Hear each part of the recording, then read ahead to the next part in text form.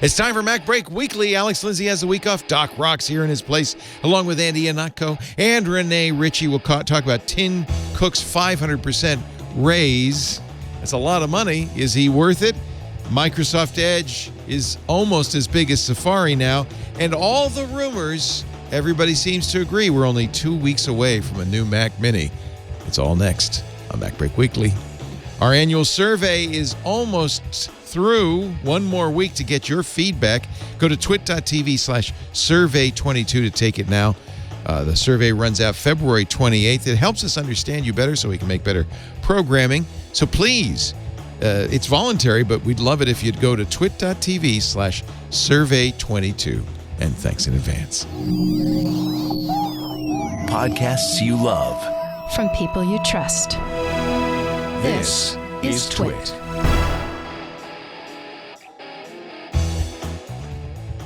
This is MacBreak Weekly, episode 806, recorded Tuesday, February 22nd, 2022. Ungodly well managed. This episode of MacBreak Weekly is brought to you by ZocDoc. In the chaotic world of healthcare, let ZocDoc be your trusted guide to find a quality doctor in a way that's surprisingly pain-free. Go to ZocDoc.com/MacBreak and download the ZocDoc app for free. Start your search for a top-rated doctor, many available within 24 hours. And by Melissa. The U.S. Postal Service processes more than 98,000 address changes every day. Make sure your customer contact data is up to date. Try Melissa's APIs in the developer portal. It's easy to log on, sign up, and start playing in the API sandbox 24/7. Get started today with 1,000 records cleaned for free at melissa.com/twit. And by IT Pro TV. Give your team an engaging IT development platform to level up their skills. Volume discounts start at 5 seats. Go to itpro.tv/MacBreak and make sure to mention MacBreak 30 to your designated IT Pro TV account executive to get 30% off or more on a business plan. It's time for MacBreak Weekly, the show we cover the latest news from Apple. Alex Lindsay has a day off. Glad to see Doc Rock in the house, our favorite Hawaiian, taking off his granny glasses. Hey, you got LASIK. Congratulations. That's exciting. Yes, and so unfortunately for like a month or so, I need to bust these readers. If I have to see something, I'll be doing like my dad. Be like, actually, it looks good on you. They look good on you. Don't eschew the readers. At least you're not wearing them down on your nose like the old folks do. Do one of these. Yeah. Now you look old. From room 222. From room 222. Michael Constantine, ladies and gentlemen. It's great to see you, Doc. Thanks for joining us today. Also in the house, Andy Anatko, WGBH Boston. Hello, Andrew. You know, teacher, you think that you're hip and down with the kids, but you don't understand what us kids are going through thanks to the planet we inherited from you people. Hello, fellow kids. And also with us, Renee Ritchie, youtube.com/Renee Ritchie. Wearing a hoodie today, a fleece-lined hoodie. I'm in full Santa. I'm in full Santa garb because of the temperature, Leo. And fame, remember my name is all I'm going to say to Anatko. Another high school. The reason we're talking 222 is, of course, because it's depending on where you live in the world, it's 2202-2022 or 0222-2022. It's palindroming, This is a good time to live somewhere where they start with the year. Then it's 2022-0222.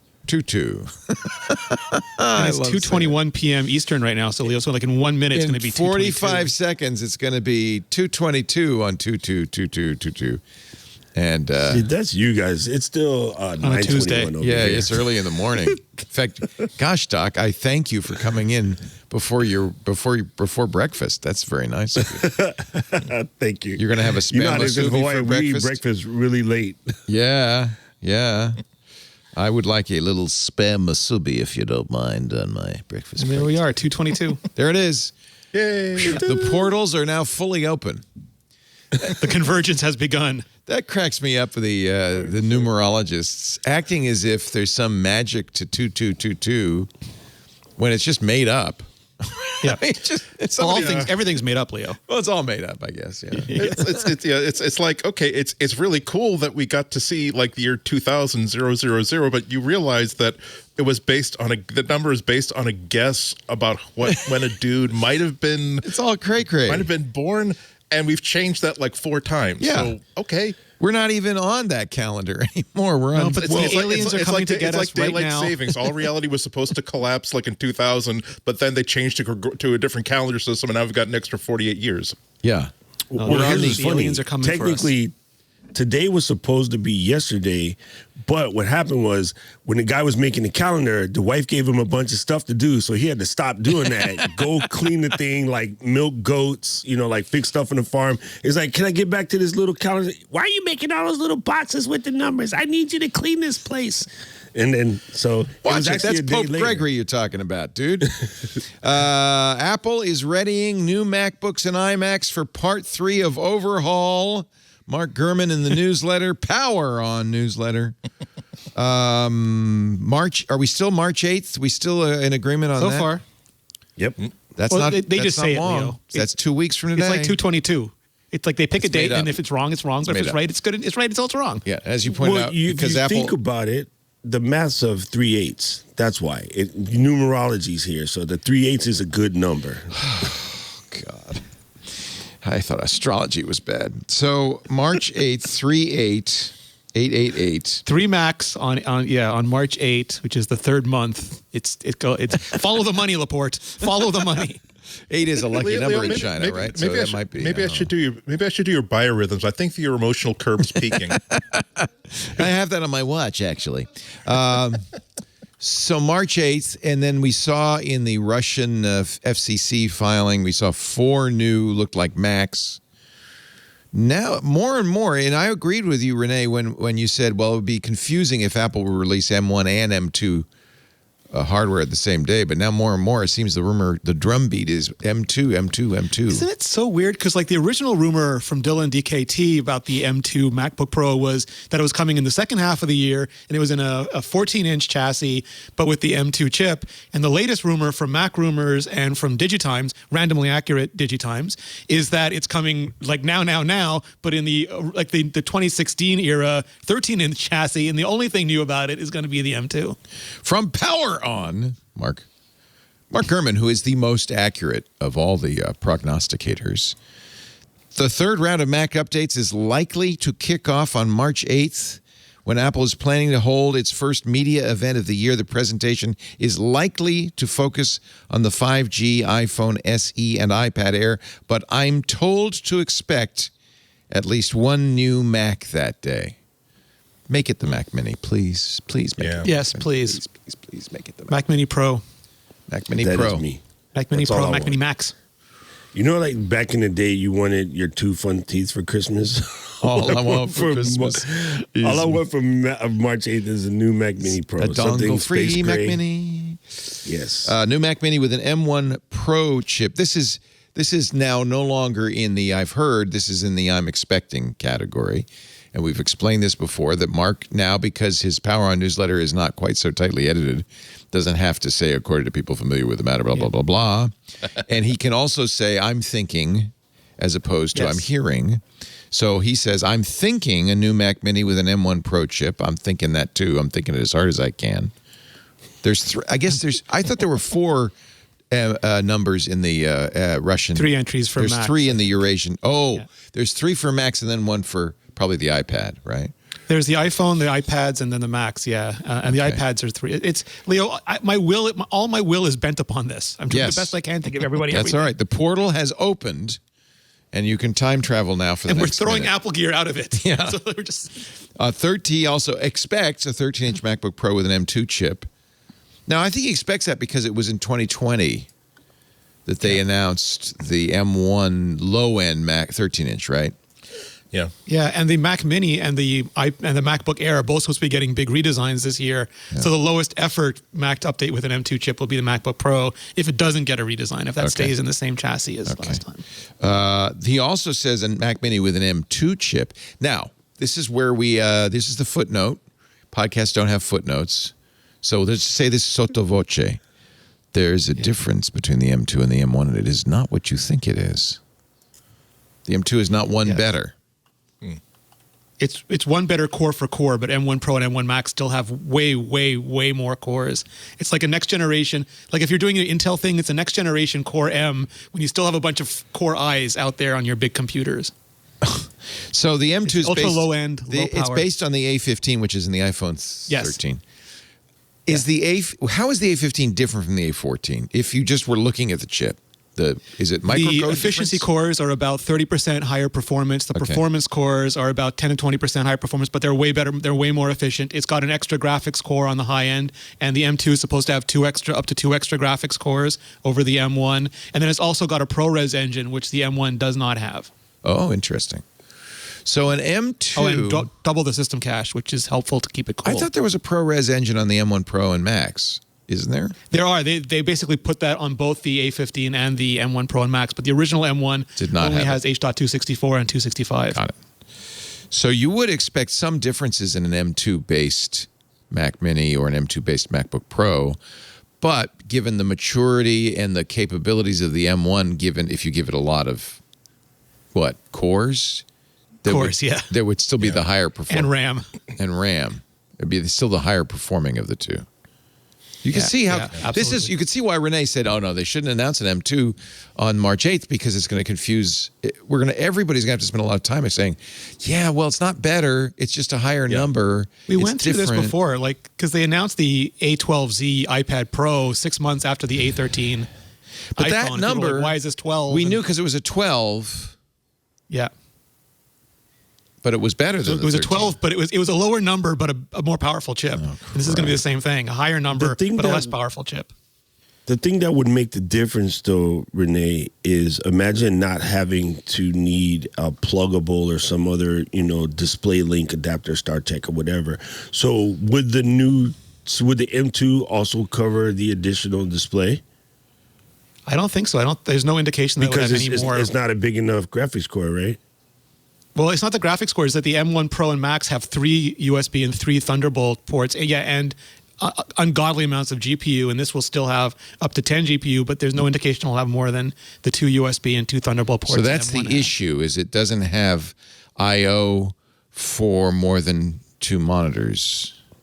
Yeah, it's not. It's intended for ultra low power, low cost machines. So if you want, as I'm sure you do, if you want to abandon the dongle life, Doc Rock, you got to go to the M1 Pro Mac Mini because that'll have more. You're going to laugh at this and everybody thinks I'm nuts, but my favorite portable computer is still my second M1 Mac Mini 16 gig, and I have this little $300 portable monitor. Because when I go, I can stream from that safely. Like the notebook itself has been mostly replaced by M1 iPad, like fully loaded. Like my M1 iPad is dumb. It's like $2,500.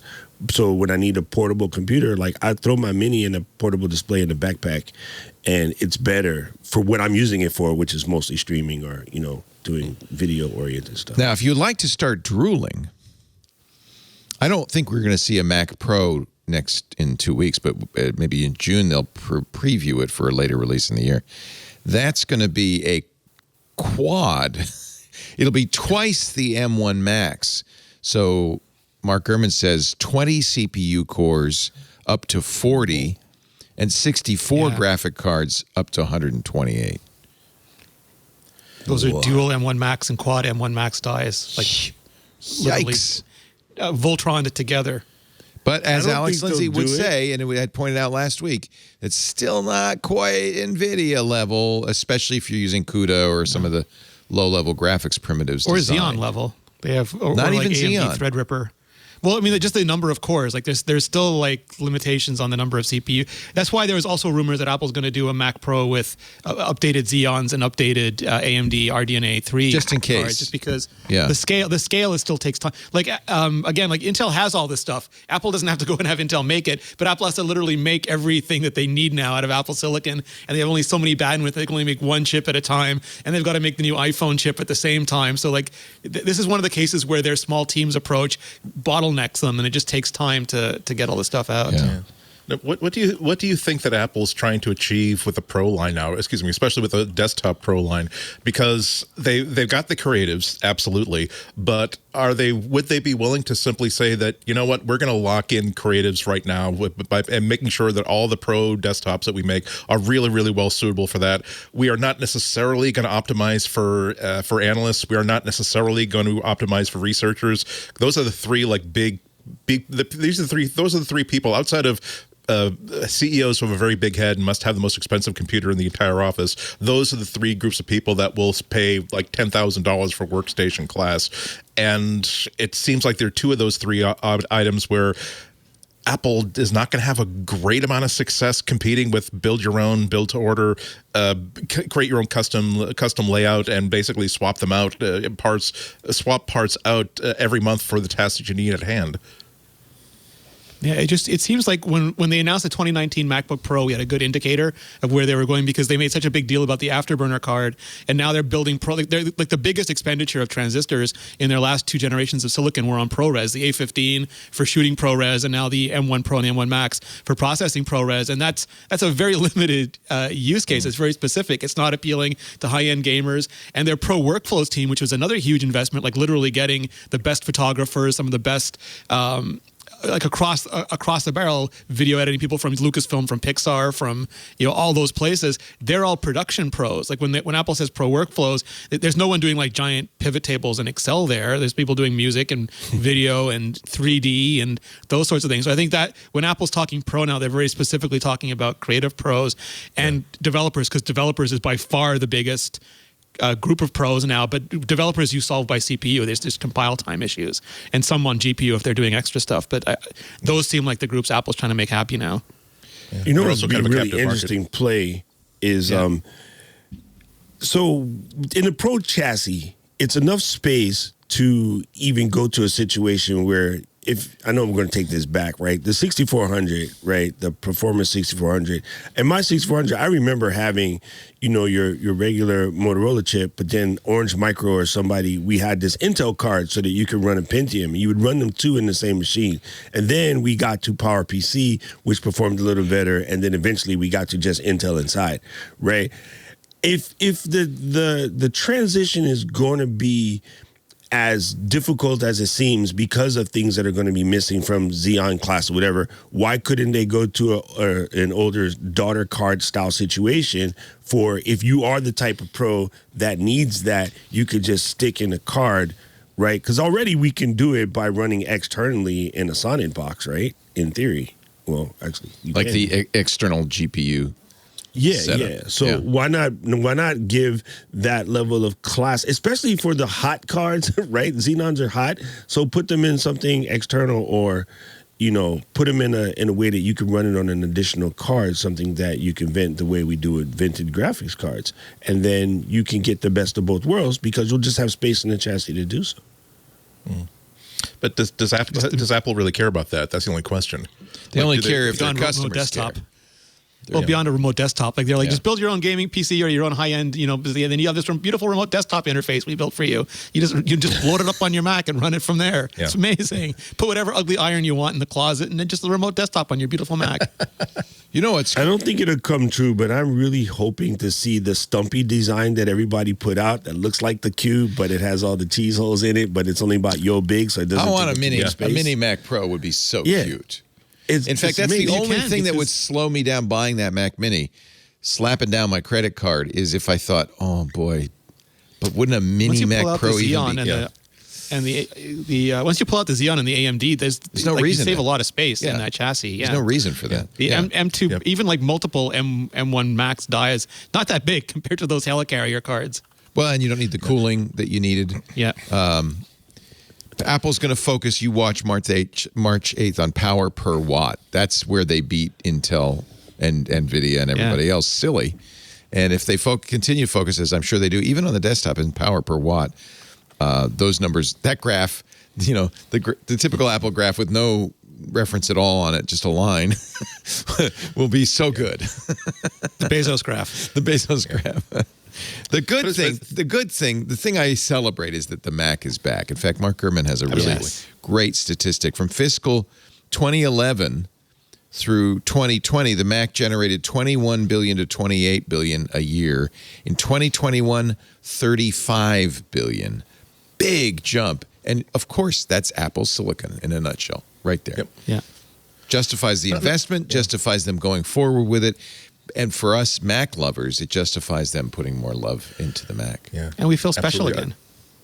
Yeah, exactly. No, I would say that not just the technical aspects of Apple Silicon, but the sigh of relief that no, Apple is not going to push Macintosh further and further into the background until it just becomes the platform you use to develop software for iOS and iPad OS and Watch OS, which is what it really 5 or 6 years ago you would not have. Excuse me. I would not have considered myself ridiculous to have that kind of a worry. And No, right we now all it's like- did. I think we'd all said that. We expressed our angst. Nothing interesting was happening in Mac. There was nothing really to look forward to. Oh, they All had we were that hoping for is crappy that they would touch continue. bar and the butterfly keyboard. They released terrible products, and it really looked like all of Apple's attention was focused on the iPhone. And you know what? I think that's what the market wants. Charlie Munger, chat room's reminding me, was recently quoted by Yahoo Finance. He gave an interview to Yahoo Finance. He's the vice chairman of Berkshire Hathaway. He's Warren Buffett's partner. He said, and of course, Buffett is huge into Apple. Berkshire's, I think, the number one stockholder. When asked about it, Munger said, I think Apple's one of the strong companies, will stay a strong company. I think this was the pull quote, ungodly well managed. But then... Is that good or bad?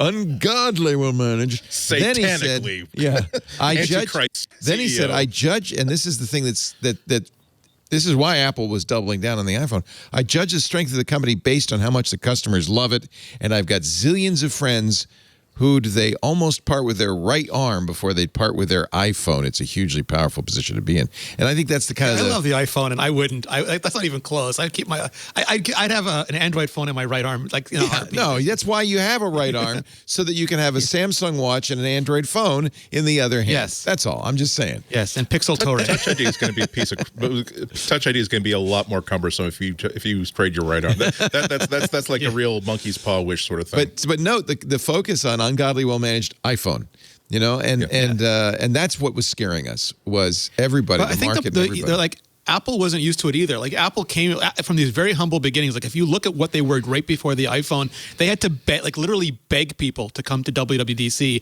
and they had just come off being almost bankrupt, and they had some success with the iPod. But then the iPhone hit them, and it is a once-in-a-lifetime business, most popular, successful product in the history of popular, successful products.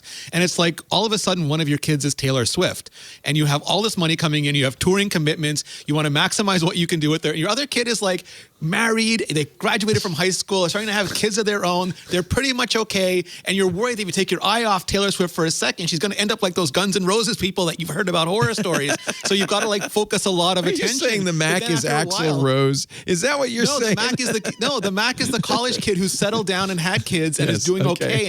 And then you make the mistake of ignoring them, and they're like, "But I'm your kid too." I think of the And then you Mac have more that as big Hallmark Neil moment. Peart, perhaps. A gift that just keeps on giving. Yeah.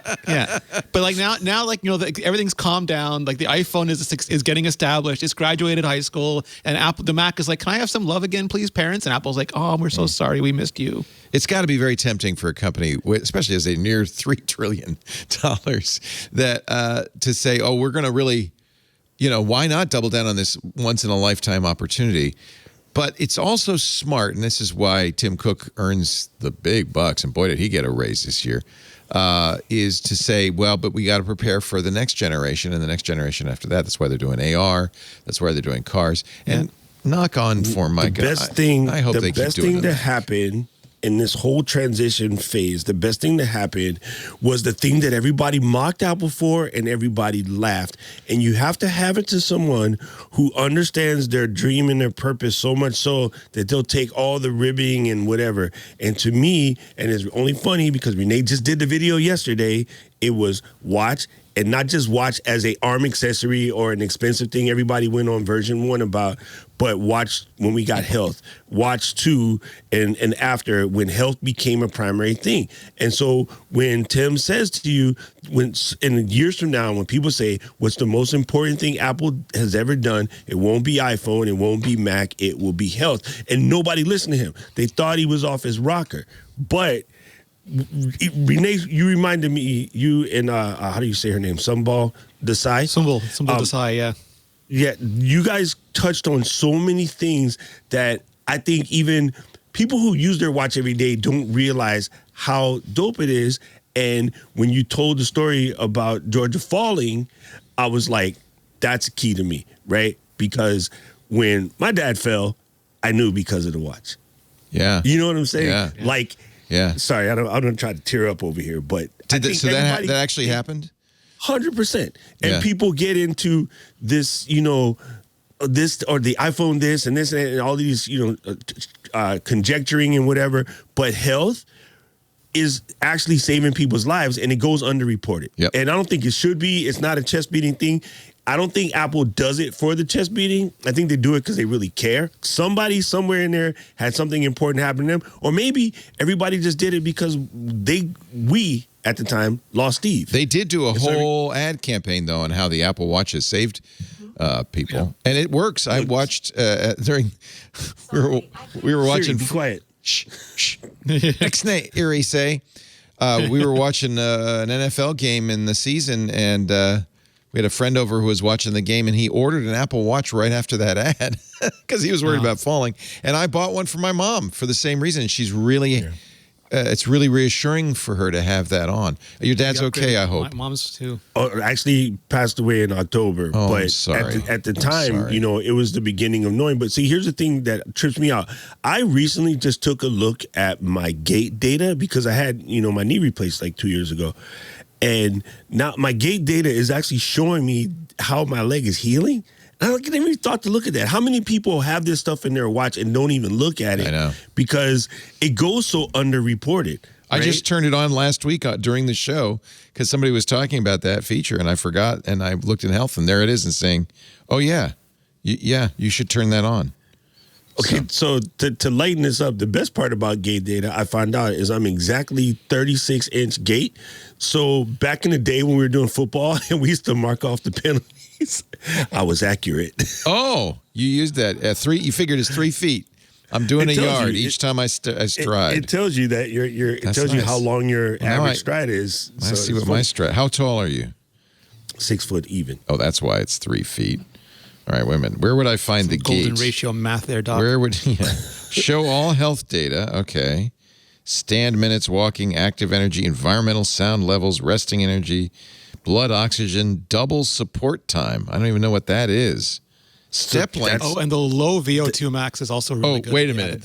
Right? Yeah. Okay, you said your gait is 36 inches. Yep. Mine's 22.8 inches. Well, you take a lot of Leo, small, fast steps, Leo. Yeah, you're not that much shorter than me. I've stood next to you. I'm at the 5'10". Chieftain. Somehow, maybe it's an old man thing. Maybe I take little steps, but that actually explains a lot. Because I will, Lisa will go walking, and it's like, do you want me to walk 10 paces behind you for a reason? She's like, whoosh. And now I look at my walking speed. You ready for my walking speed? What's your walking speed, Doc Rock? If you have a 3 foot gait, your walking speed has to be pretty good. Yeah, mine is 2 miles an hour. Oh, no, I'm more than Lisa's 4. So basically, I'm walking 2 miles behind her every hour. It's crazy. 22 inches. Now I'm feeling like... You can work on that, Leo. You can work on that. It's not the size, right? Size doesn't count that much, does it? I mean, I've been with you. Those 6-inch platforms you bought in 1973. You got a lot of use out of them, but maybe it's time to swap them for a good. Look at my walking asymmetry. New Balance 920s. I mean, what's your walking asymmetry, Doc Rock? I don't know, but my speed was 3.1, so not Shut bad. up. So you're 50% faster. 5%. 5%. My asymmetry is 16.9%. In a healthy walking pattern, the timing of the steps you take with each foot are very similar. Walking asymmetry is the percent of time your steps with one foot are faster or slower than the other foot. I have an uneven walking pattern. My stride is short. I'm surprised it doesn't send me to the doctor saying, you're dying. How am I even alive? How am I even alive? Dude, there is so much good data in here. Even the thing like environmental sound levels. So one day I was just in here looking. Wait a minute. What's your stair speed? They measure your stair speed. Yeah, he can stare for a while. He's got a good gaze. What's your stair speed? It's right down below exercise stuff. Stair speed. My stair speed down is 1.4 foot per second. My stair speed up is 0.86 foot per second. Oh, there we go. It's 0.72 feet per second, and then 0.66 feet per second. Oh, at least you're not so good on the stairs. Well, yeah, because I have a metal knee. Oh. You Oh, know? man. At least my walking steadiness is okay. You know what it was? Andy was right. It's those goldfish shoes you had with the goldfish. I have kinky bottom. boots, and I'm not afraid to wear them. They're tap shoes. You had a really good night in the disco one night. Now you think those are your lucky shoes. You got to wear them all the time. They're my lucky shoes. Yep. No, isn't that interesting? I didn't know they had all that stuff in there. It's really good to turn that on. That's fascinating. And again, I wish people would report that stuff instead of all of the, let me just try to take crack shots because they're, in the top. And I get that. Every top athlete or every top actor or whatever, everyone always comes for them. But there's so much good happening in that health app, and Renee, I guess you asked the question yesterday, and I was multitasking, so I don't remember the answer. But Renee had a really good thing about, what about if I was at campus and I twisted my ankle and I could just walk in and just like wave my magic phone and they have all of my medical records and they have everything that they need to know in order to properly take care of me. Insurance forms. Yeah, that was incredible. That was a great question, and because as I'm getting older, I'm like, I want that to come sooner than later because I just think that's incredible. The piece you're talking about, Renee did a piece with Sumbul Desai, the Apple VP of Health, yesterday on his YouTube channel. So if you want to see more of that, you guys should follow that guy, Renee. He's pretty cool. He's got a good YouTube channel. She's amazing though. She's yeah.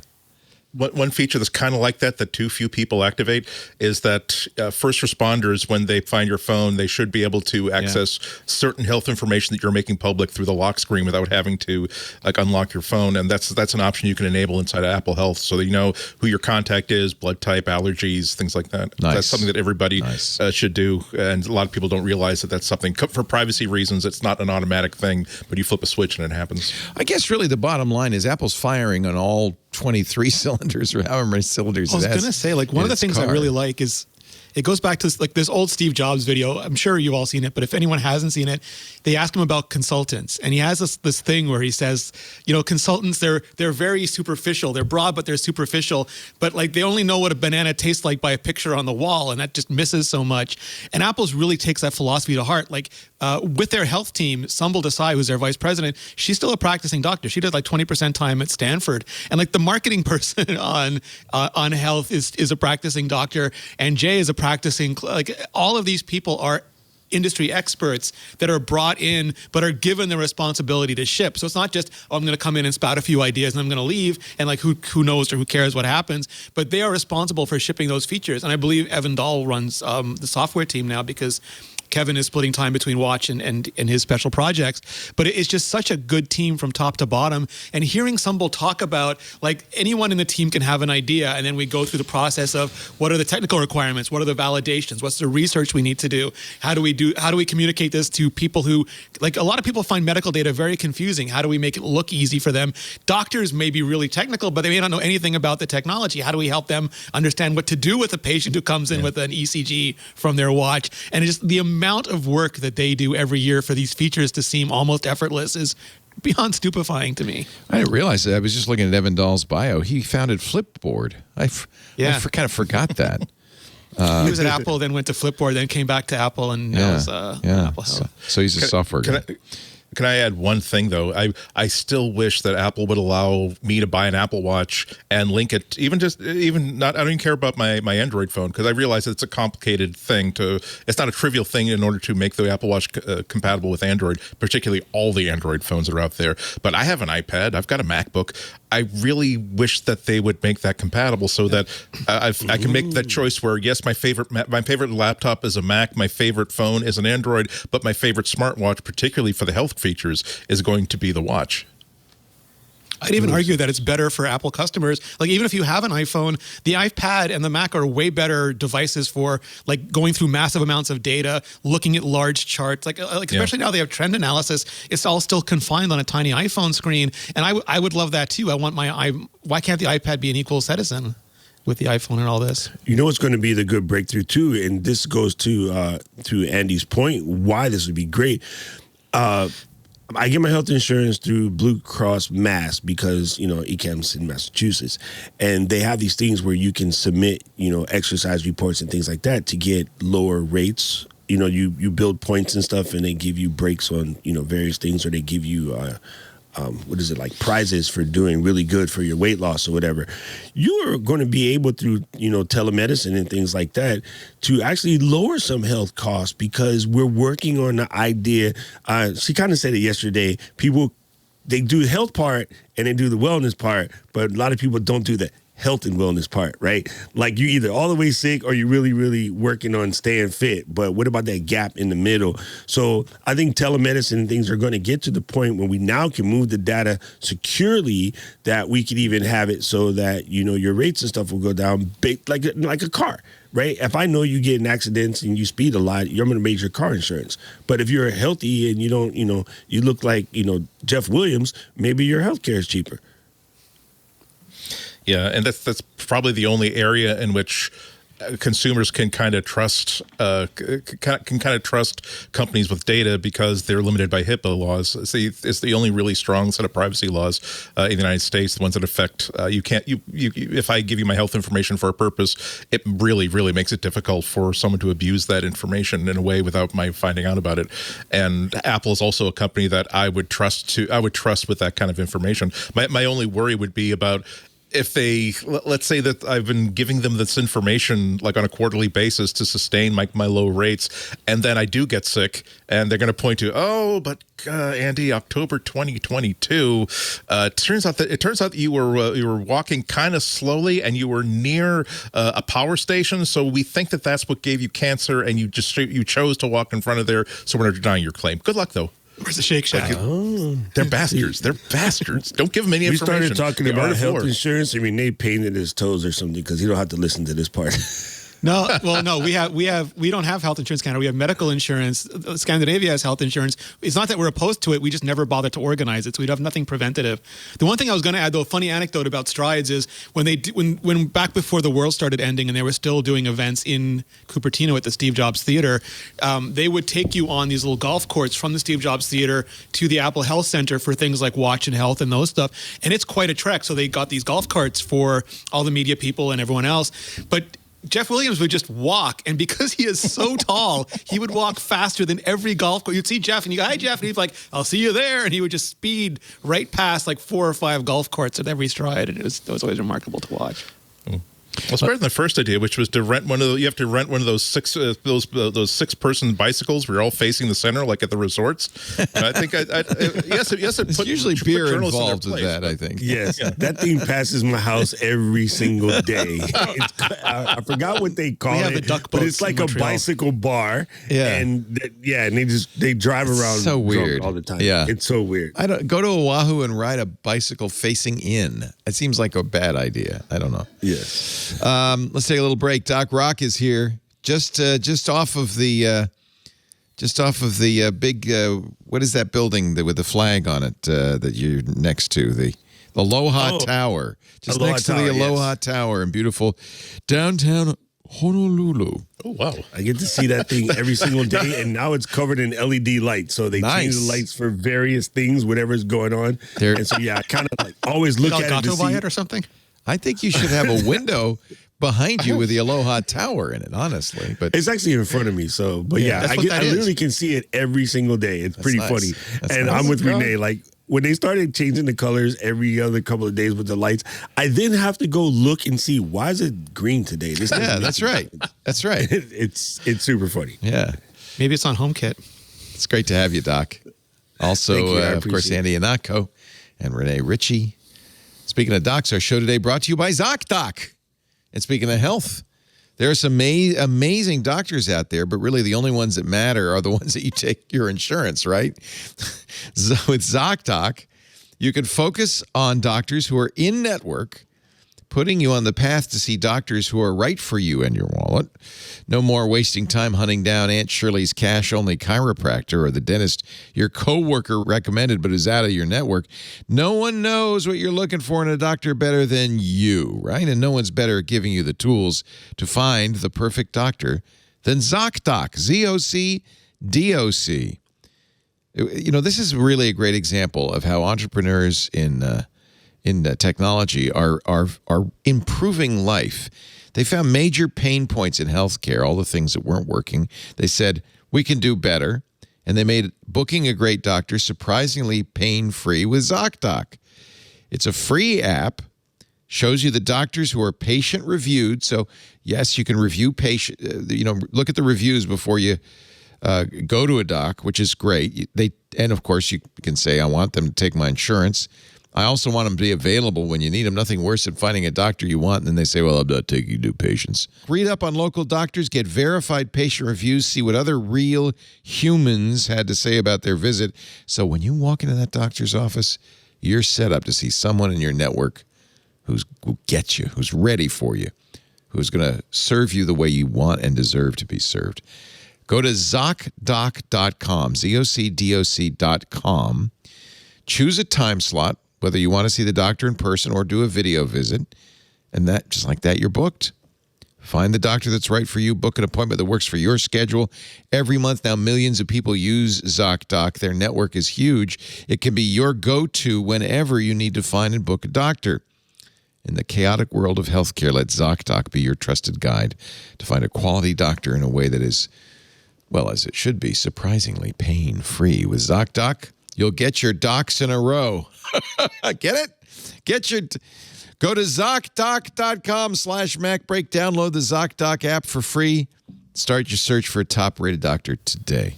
Many available within 24 hours. ZocDoc.com/MacBreak. ZocDoc.com/MacBreak. It's really cool, the way people are finding new ways to break down the bureaucratic barriers. ZocDoc.com/MacBreak. Speaking of health, speaking of Tim Cook and his 500% raise, nice job, Timmy. Now, we got to break this down. He's got $3 million in annual salary. Fair enough. He got $82.3 million in stock awards and a $12 million cash bonus. If you're running an ungodly, well-run company. Well, the most successful company in the history of non-oligopoly controlled fossil fuel resources or armaments. I'm not a big fan of extreme CEO compensation, but if there is going to be an extremely well-compensated CEO, it should probably be Tim Cook.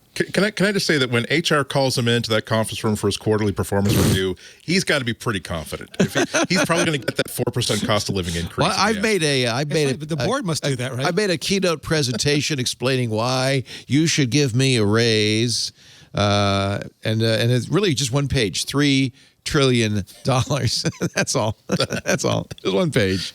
It's interesting because there's this huge controversy right now in our business where I won't name and shame them, but this huge media company that keeps buying all these other magazines and websites, they froze all employee pay, but gave the CEO a $12 million pound bonus at the same time. There's no hiring. Everyone has to use a Surface Laptop Go, no exceptions. The whole thing is and then I forget, there was a whole bunch of drama around it. So I am totally sensitive to CEOs and especially the disparity of pay between some often CEOs they and make some more of their money the less their employees make, right? They get rewarded for all those cost-cutting measures. But in this case, he is the most successful, and he's not a founder. The other thing is, there are people like Elon Musk and Jeff Bezos. They don't have money because of their salaries. They have money because they have shares in companies the market has decided should be so overvalued that they can buy the moon, essentially with a few derivatives. And that's a very different dynamic too. Tim Cook isn't a founder. He's worked for the money that he's earned at Apple. You can argue 98 about how much you should get, but $98.7 million in 2021. Yeah, but there is a letter from was a share. I'm trying to remember. Either shareholders have sent a letter basically saying that we're not upset with his performance, but that's like 2,000 times the starting salary at Apple, and maybe that's a lot of money to give to one person compared to the lowest people on the ladder. Yeah, and I don't know if there's a leak. I don't know if that's gone to the point of the SEC now has to ask Apple to respond to that letter yet. But I thought that was kind of interesting because I absolutely agree. When a CEO is performing like Tim Cook is performing, and basically it is benefiting pretty much everybody inside the company and all the shareholders, there's very, very little room for complaint. The only thing that anybody could even bring up that would cause me to pause and say, well, maybe I do have to think about it is, again, in principle, is it okay for a CEO to be making so much more than the lowest paid person in the company? But that's a sociological question, not a financial question. Well, and also Well, you have to talk to the board of directors. The board is handpicked usually by the CEO, and so they're often very much in the pockets of the CEO. In this case, the shareholders bring it up, but they don't. Apple chooses not to vote on it every year. Yeah. But the only other thing, like to add to Andy's point, is like if there's any company that could afford, and I'm as wary of spending Tim Cook's money as anybody else, but if there's any company that could afford to treat every person on staff from the first day retail on up and not even think about using contract, like it still really bugs me that Apple plays the same kind of contract employee game that other big tech companies because if there's any company that should be premium, not just like across products, but top to bottom within the organization, it should be Apple. Like that's something worth spending that money. So I'm going to be fair to Tim, and we'll break it down. He got the same salary as he got last year. He did not get a raise. It's $3 million last year. It's $3 million this year. Most of that money comes from his contract. The award was arranged 10 years ago when he took over as CEO, on the condition he stayed on the job for 10 years. So that's where that big $82.3 million in stock came from. That was an incentive given to him at the very beginning of his employment as CEO. So that, you can't really blame them for that. The $12 million in bonuses, also contractual, for hitting Apple's financial and environmental goals. And it's retention because he doesn't need to work a day in his life again. Yeah. And in fact, a lot of this is to keep him from retiring. The equity plan consists, I'm reading from The Observer, equity plan consists of two equal parts. One is performance-based. The other is scheduled to vest in 3 annual installments from 2023 through 2025. The non-performance part vests even if he retires, but not the performance part. So it's really kind of all there to incentivize him to stay on the job. And in fact, he took a vacation cash out. He didn't take vacation, so he got a vacation cash out of $23,000. And I'm happy to see that they're planning for his retirement. Apple did put $17,000 into his 401k. And that's I think, funny. Very, very important. You know what the shareholder message skips, though? And I can say this as an ex-Apple employee. The company takes extremely well care, whatever. You know what I'm trying to say. I got my eyes fixed, not my brain. They take really good care of you, right? And also starting, I want to say April or something, hoping I get my friends in trouble, they're getting double sick days. Nice. Part-timers are getting double sick days. They are increasing salaries for all of the lower employees. So it's not just that Tim's getting all this money. They're sending it across the board. That's what you want to see. Now, it's not slowing down the unionization effort. There still is an effort to unionize the Apple stores. No, guaranteed, right? This is going to happen because there's people that will always be that. But the funny thing is, in the stories about Tim, right, if you dig deep enough, you'll find where Apple has planned this stuff that's supposed to start like 1st of April or April 4th or something like that, where they're going to push, the employee benefit package up. And that covers all 270 stores. So it's Apple retail employees who would be the lowest paid people. And yeah, even when I worked at Apple retail, like our lowest paid, we're still the highest paid in the mall. Like it's crazy. Yeah. So I just people would add to that, right? So I think Mark reported it like beginning of February, but that gets glazed over again, right? It's like, oh, look, Tim's getting a raise. So is everybody at Apple. So just keeping it real. But just to make a quick point about the unionization efforts at Apple Retail, most of their complaints are that their cost of their pay is not keeping up with inflation, and they're mostly asking for cost of living increases that keep up with inflation. And I can see honestly, how it would be galling. no one's pay is keeping up with inflation because this 7% inflation was not expected. You know, I mean, we haven't kept our employees up with inflation because nobody thought we would have inflation like this. This is out of nowhere. You know? Just when the situation, as I call it, hit, I know that like my buddies got their full salary to be at home for like 6 months. True. And then they started thinking about, well, how can we still function as a business? Like they got no reduction in pay. They got their full salary the entire time. And not a lot of companies that have money was doing that. You know, That's so right. I just think That's they right. should get credit. When they do stuff cool like that, they should get credit for that. That's all I'm saying. You know the .ds_store file? I hate that damn file. So do I. I hate that damn file. I named my cat .ds_ file. You won't see it if you only use Macs, I think. But if you ever copy it to OneDrive or, Dropbox, I guess you probably don't see it on iCloud because Apple would hide it. But that's a hidden file that is on all directories, every single directory. I see it because I always forget to add it to my gitignore file, and GitHub syncs it right up to my GitHub. Well, don't copy it to your Google Drive because Google Drive users, not all of them, a few of them have gotten copyright infringement notices over their .ds_store file. There's the RIAA claiming that now too. If you got an email saying a file of yours violates Google Drive's terms of service, you could pretty much ignore it. This comes from Bleeping Computer.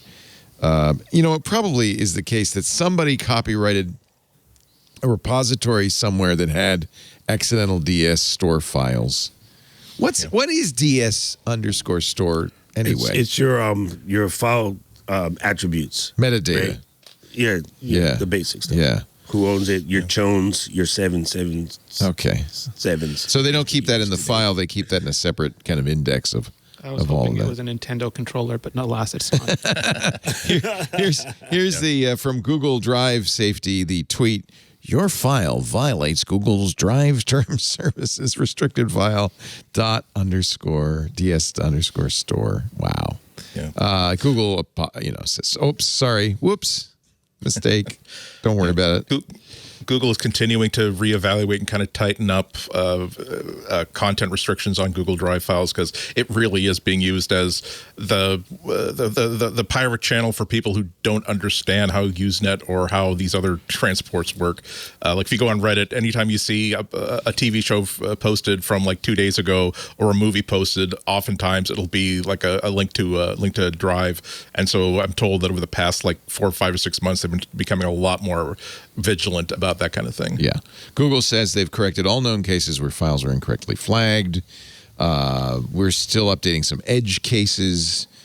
Don't worry if you get that notice. Don't freak out. Yeah. I don't know. I think finally .ds_store is getting the attention and it deserves. It's about time. Just happy to see that. It's desktop services, by the way. Oh, is that what DS stands for? Yeah. If you want to be super nerdy, it's desktop services. So, yeah. It's not the only one. Isn't there another hidden file that I feel like there's two files? Oh, you remember? Well, back in the day, Leo, we had the .Sony, right? Remember you named something .Sony? Yeah. I feel like I should look in my GitHub. Heck, now, this one I want some clarification on. I saw this tweet a couple of days ago. Well, from Hector Martin, Marcan42. On Twitter. Well, this is unfortunate. It turns out Apple's custom NVMe drives are amazingly fast if you don't care about data integrity. If you turn it on, they drop down to HDD performance. This has to do with caching. And, of course, to get great performance, modern disk controllers often have caches that they then flush. The issue, of course, is if your system suddenly is turned off before the data is flushed, you will lose some data. As it turns out, according to Martin, macOS cheats. On Linux, fsync will both flush writes to the drive and ask it to flush its write cache to stable storage. But on macOS, fsync only flushes writes to the drive. Instead, they provide an f_fullsync operation to do what fsync does on Linux. So cheating is not quite right. It's just Apple is optimizing the speed of its file system. Yeah, Michael Tsai had a really good roundup of takes on this, and basically it's a combination of it's a problem that basically every implementation of Unix and Linux have to deal with in some way, shape, or form, because there's no perfect way of handling it, chiefly because all of the different drives that OS has to deal with and their controllers, the firmware is locked up, and the people who write this code don't understand exactly what the drive is expecting in terms of cache handling. And so everybody seems to have their own way of figuring out what's the best way to balance safety and integrity of data versus speed. The only thing that seems to be consistent amongst all commentators is that a common flush system that Apple is using seems to be slower than what you'd see in other systems. But yeah, I agree. I think that he was being a little bit the sort of shorthand you use on Twitter when he said that they're cheating. I don't think he meant that he was trying to. I don't think he was. That's he was not saying the that purpose of it. And in fact, they're fast. Samsung isn't Samsunging the test results or anything like that. It's just that it's a two-layer problem, and they have their own way of dealing with it. Hector, by the way, is porting Asahi Linux to Mac OS, so this is why he became aware of this. Michael Tsai has put all of his thoughts together on his blog, mjtsai.com.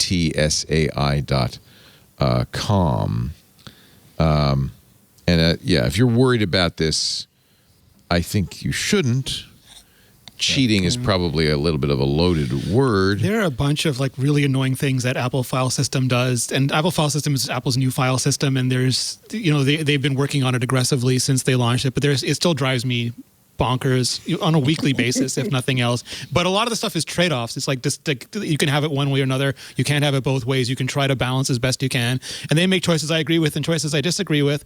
I care about speed, so I don't worry about this. But if you care about integrity, you're going to sacrifice some speed. And I don't think there's a way for you to have your cake and eat it too with this. You've just got to pick what works best for you. Yeah. And Apple has a solution, according to Maynard Handley, that works. It's just, it doesn't, it's not what everybody else is doing. And so the confusion. The only thing they had to do to file system to make it great, which we have now, is when I'm copying things over from, say, like one SSD to another, and a file doesn't like something, don't quit the whole thing. Now they fixed it, but before we were in the cave ages until Monterey. That drove me batty. So I always use forklift, but regular folks don't know that. And so I copied hundreds and hundreds of pictures. One picture gets mad. There's 300 more to go. Which picture out of the 500 caused this problem that I can ignore? I don't know. Start over. Also, if you're concerned about this and you're running software for the Mac, you probably aren't operating at that level. But if you are, the developer pages at Apple have a very good description of how you can reduce disk writes and what calls to make for best practices. And if you follow best practices, you're going to be just fine. I don't notice any significant data loss with Apple's. People still worry about this, and they still worry about battery charging. But this stuff is the degree of sophistication behind this stuff now. They go so far as to use machine learning patterns to figure out how you use your stuff, and then try to preemptively load the things you use most. Because at worst, it's a wash. At best, it's a little bit faster, and they intelligently move it around so you're not hitting the same cells all the time and not causing consistent wear in the same places. It's moved so far beyond when we had to micromanage all this technology to begin with. The operating system takes care of that, or even the controller. In a way a human can't, frankly, anymore. Back in my day, we ran defrag. Yeah, I know. People still ask about that. Did you reg edit that? I still have drives me nuts. I was gonna make a wise ass comment. That's okay. Go ahead. What drives you nuts? The one that drives Renee? me nuts on a still a weekly basis is like APFS has wonderful characteristics, and again, everything is a trade-off. And for things like copying, it's incredibly fast. But because of the way it copies, when I then go in and delete things from packages, for example, Finder never updates. So like I can delete 200 gigs worth of stuff, and Finder will still say I have those 200 gigs, even though every third-party utility will say it's gone, and I still can't find a way to force it to update because it still just sees the clones. Like there are so many things that need like these little tiny fixes. But I do deep breathing and I move on. Move on. Yeah. As we are going to do, but get ready. Get your blood pressure will go back up as we talk about Comixology when we come back. I know you comic book fans are up in arms. Up in arms. I've been pushing caffeine, so I'll be nice and wired and twitchy while we talk about this. Our show today brought to you by Melissa. You know your address data is going bad. It's rotting away even as we speak. And of course, to ensure your success, your customer information has to be accurate. Almost 15% of the U.S. population moves every year. That means 15% of your address data could be wrong. Not if you use Melissa. Melissa helps make sure your address data and all your data, customer data, is current and accurate. They've been doing this for over 35 years. They're experienced, they're independent, and they're very popular. Over 10,000 businesses know them as the address experts. With a renewal rate of over 92%, people stay with Melissa because 25% is the typical return on investment for Melissa customers. When you use Melissa, you can verify addresses, but also emails, phone numbers, even names in real time with Melissa. Melissa's global address verification service verifies addresses for 240 plus countries and territories. It can even do it at the point of entry. That's one of the things I like about Melissa. It's very flexible. They've got on-prem, but you can also use their web service. You can even upload to a secure FTP server and then download it after it's processed. They offer SaaS and delivery options. They have a very powerful API. In fact, a lot of companies build Melissa right into their customer service software or their shopping cart so that the data is correct as it gets entered. It's corrected on the fly at the point of entry. And if you're tired of duplicate customer information in your database, that can cost you a lot of money. Melissa's data matching helps eliminate clutter and duplicates, means your address database is more accurate, saves you money on postage, saves you money on mailing costs. So they could do batch address cleaning, process an entire address list. They could do identity verification, which is actually a great idea these days. It eliminates false ID and so forth, reduces your risk. It also ensures compliance, and mostly it keeps customers happy. If you want longitude and latitude coordinates, they've got geocoding enrichments that can do that. And they can remove up to 95% of bad email addresses from your database. Their email verification is the best. And don't worry, your data is always safe.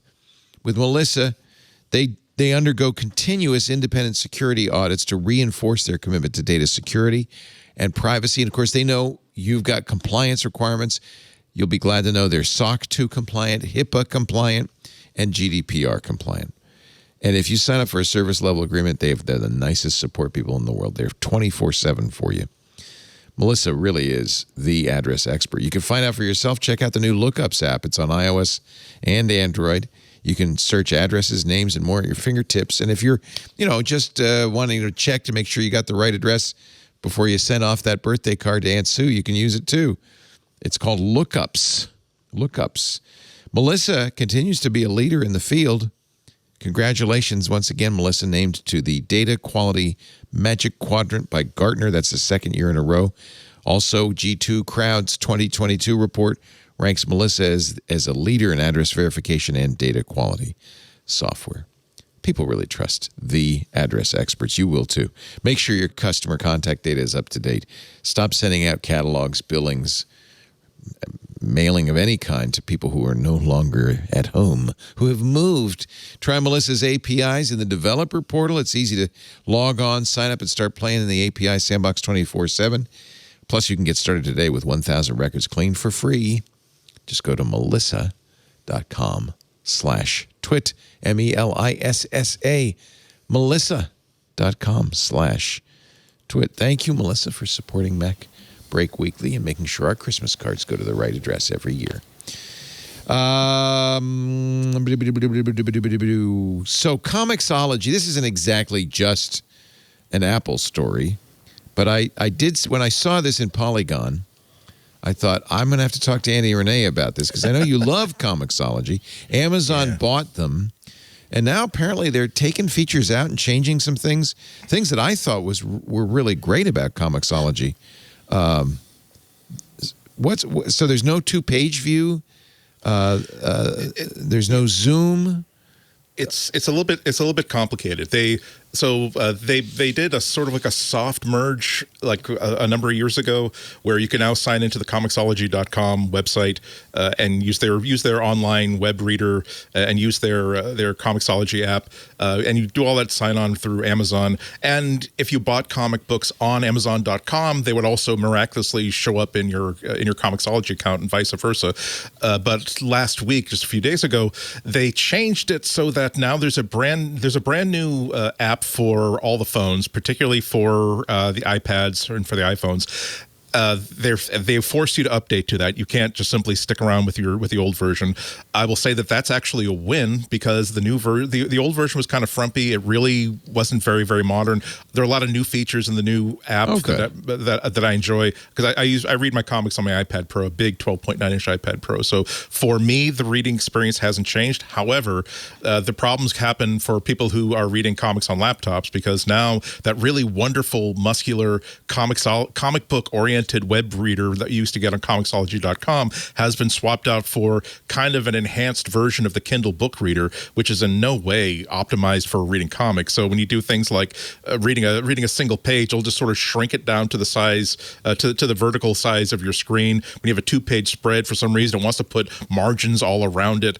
And in addition, people who don't live in the United States, they can no longer have subscriptions to their favorite comics. There are a lot of other features that have sort of been disabled and turned off. I hope this is basically all down to a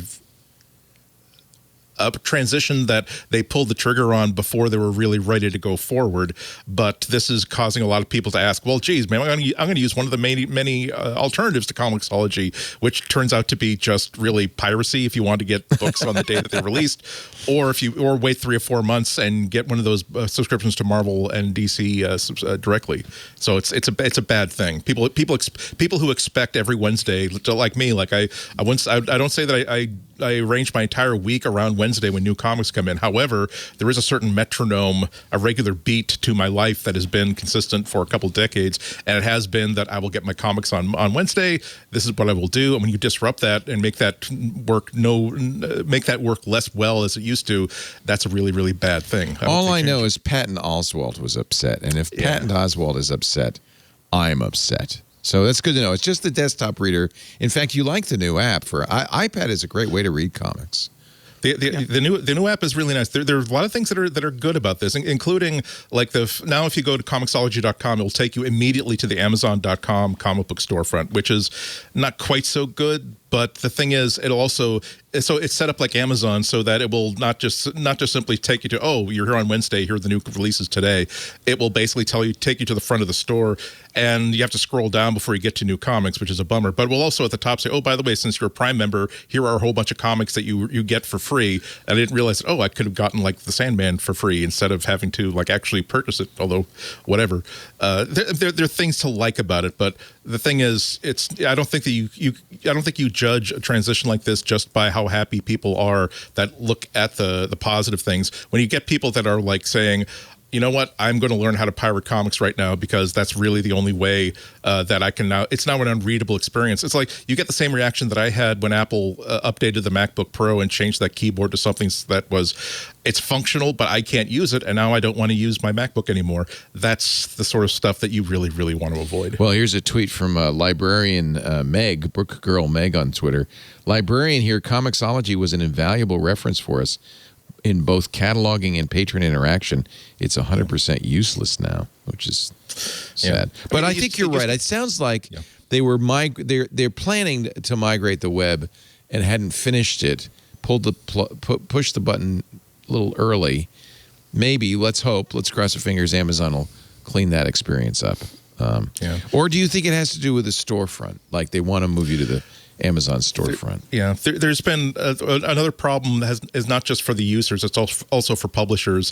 Where it used to be able to submit comics, and there's a very, very well greased rails to get things into the store. Now a lot of that's being managed through Amazon now. Another person who's in the industry that I talked to the other day, just casually, says that he's wondering if part of it was that all the publishers that had their deals through Comixology had royalty deals that were based on Comixology, and by forcing people to always buy things through the Amazon store, maybe now they will be subject to higher Amazon royalties. I don't know that for sure, but that's something I'm taking a look at. But that would say, oh, yep, that's just a bunch of a bastard thing for someone to do. That's not good. There's a reason why companies become that rich and successful. It's not by saying, yeah, but that would be wrong. It would be kind of unfair, wouldn't it?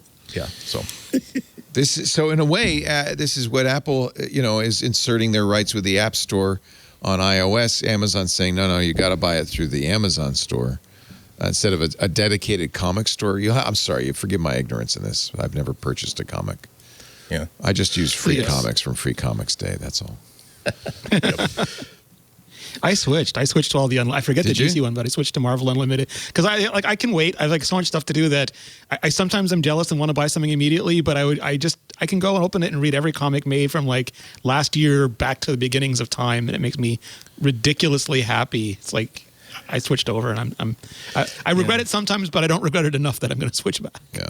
No, I mean that's and a good point. Just told me that Initial D is on for free for Prime. I didn't know that. Now I can go back and reread some Initial D.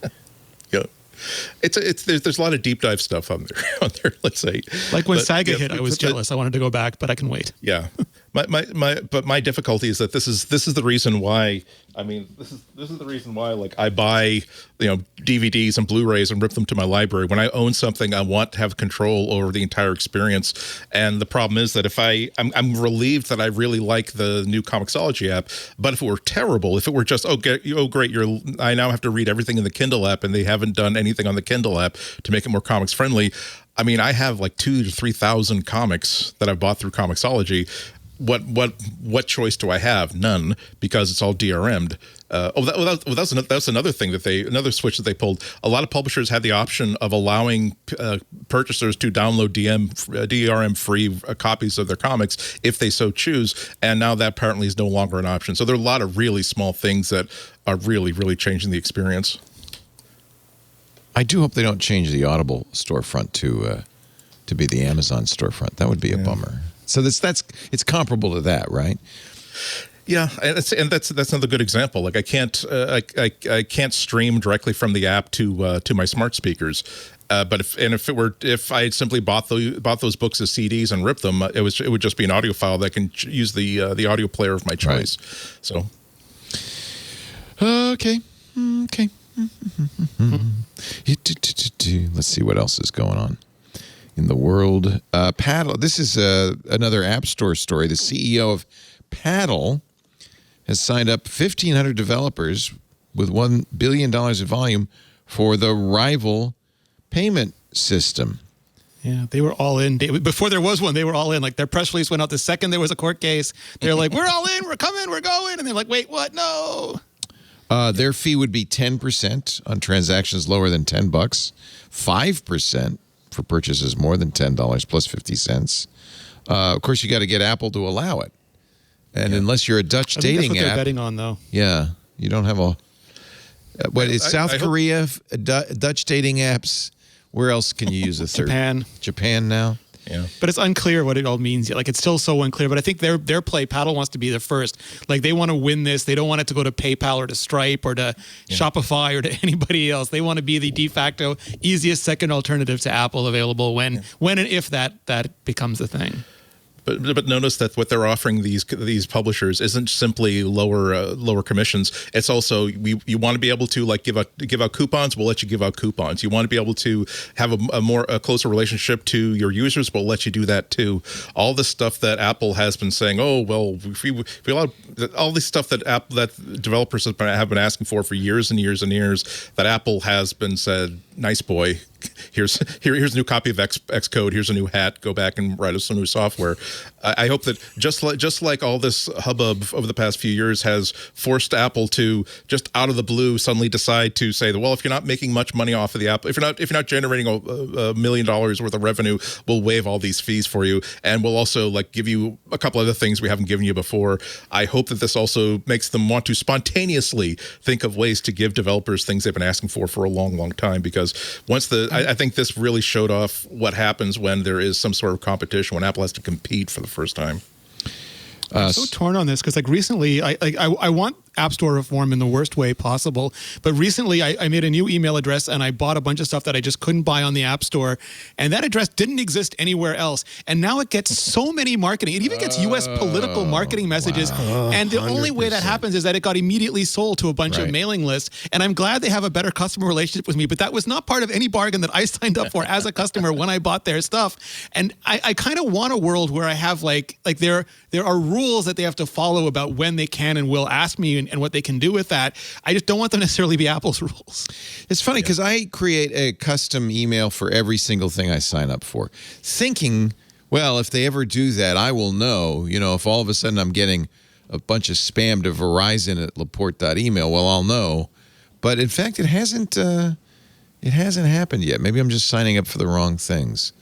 Which you want to say which payment system it was? I don't, because some of them have like people that I know are involved with them, and I did it like as a way to support them. And it wasn't like it was like for a lot of like, you buy this and you get to do A, B, or C with it, and it just. That's frustrating. That's really snowballs so frustrating. fast. I thought I'd catch a lot of that going on, and it actually hasn't happened. But I guess it takes one or two bad actors to make you. What sucks is the apps that won't let you go back in and change it. So, for instance, like there's apps that you have, and say you did sign in with Google because you're on your phone and you need to do this app, right? Okay, here's a perfect example. So you go to a trip, right? And then there's a parking thing. And they say, oh, pay for your parking with your phone because it's easier than getting a ticket and then going to get a stamp and do all these other things, right? So you have these little boxes with really slow modems on them that allow you to pay for parking in municipalities all over the planet. And everyone uses a different app. Thank you. That's the key to this experiment, okay?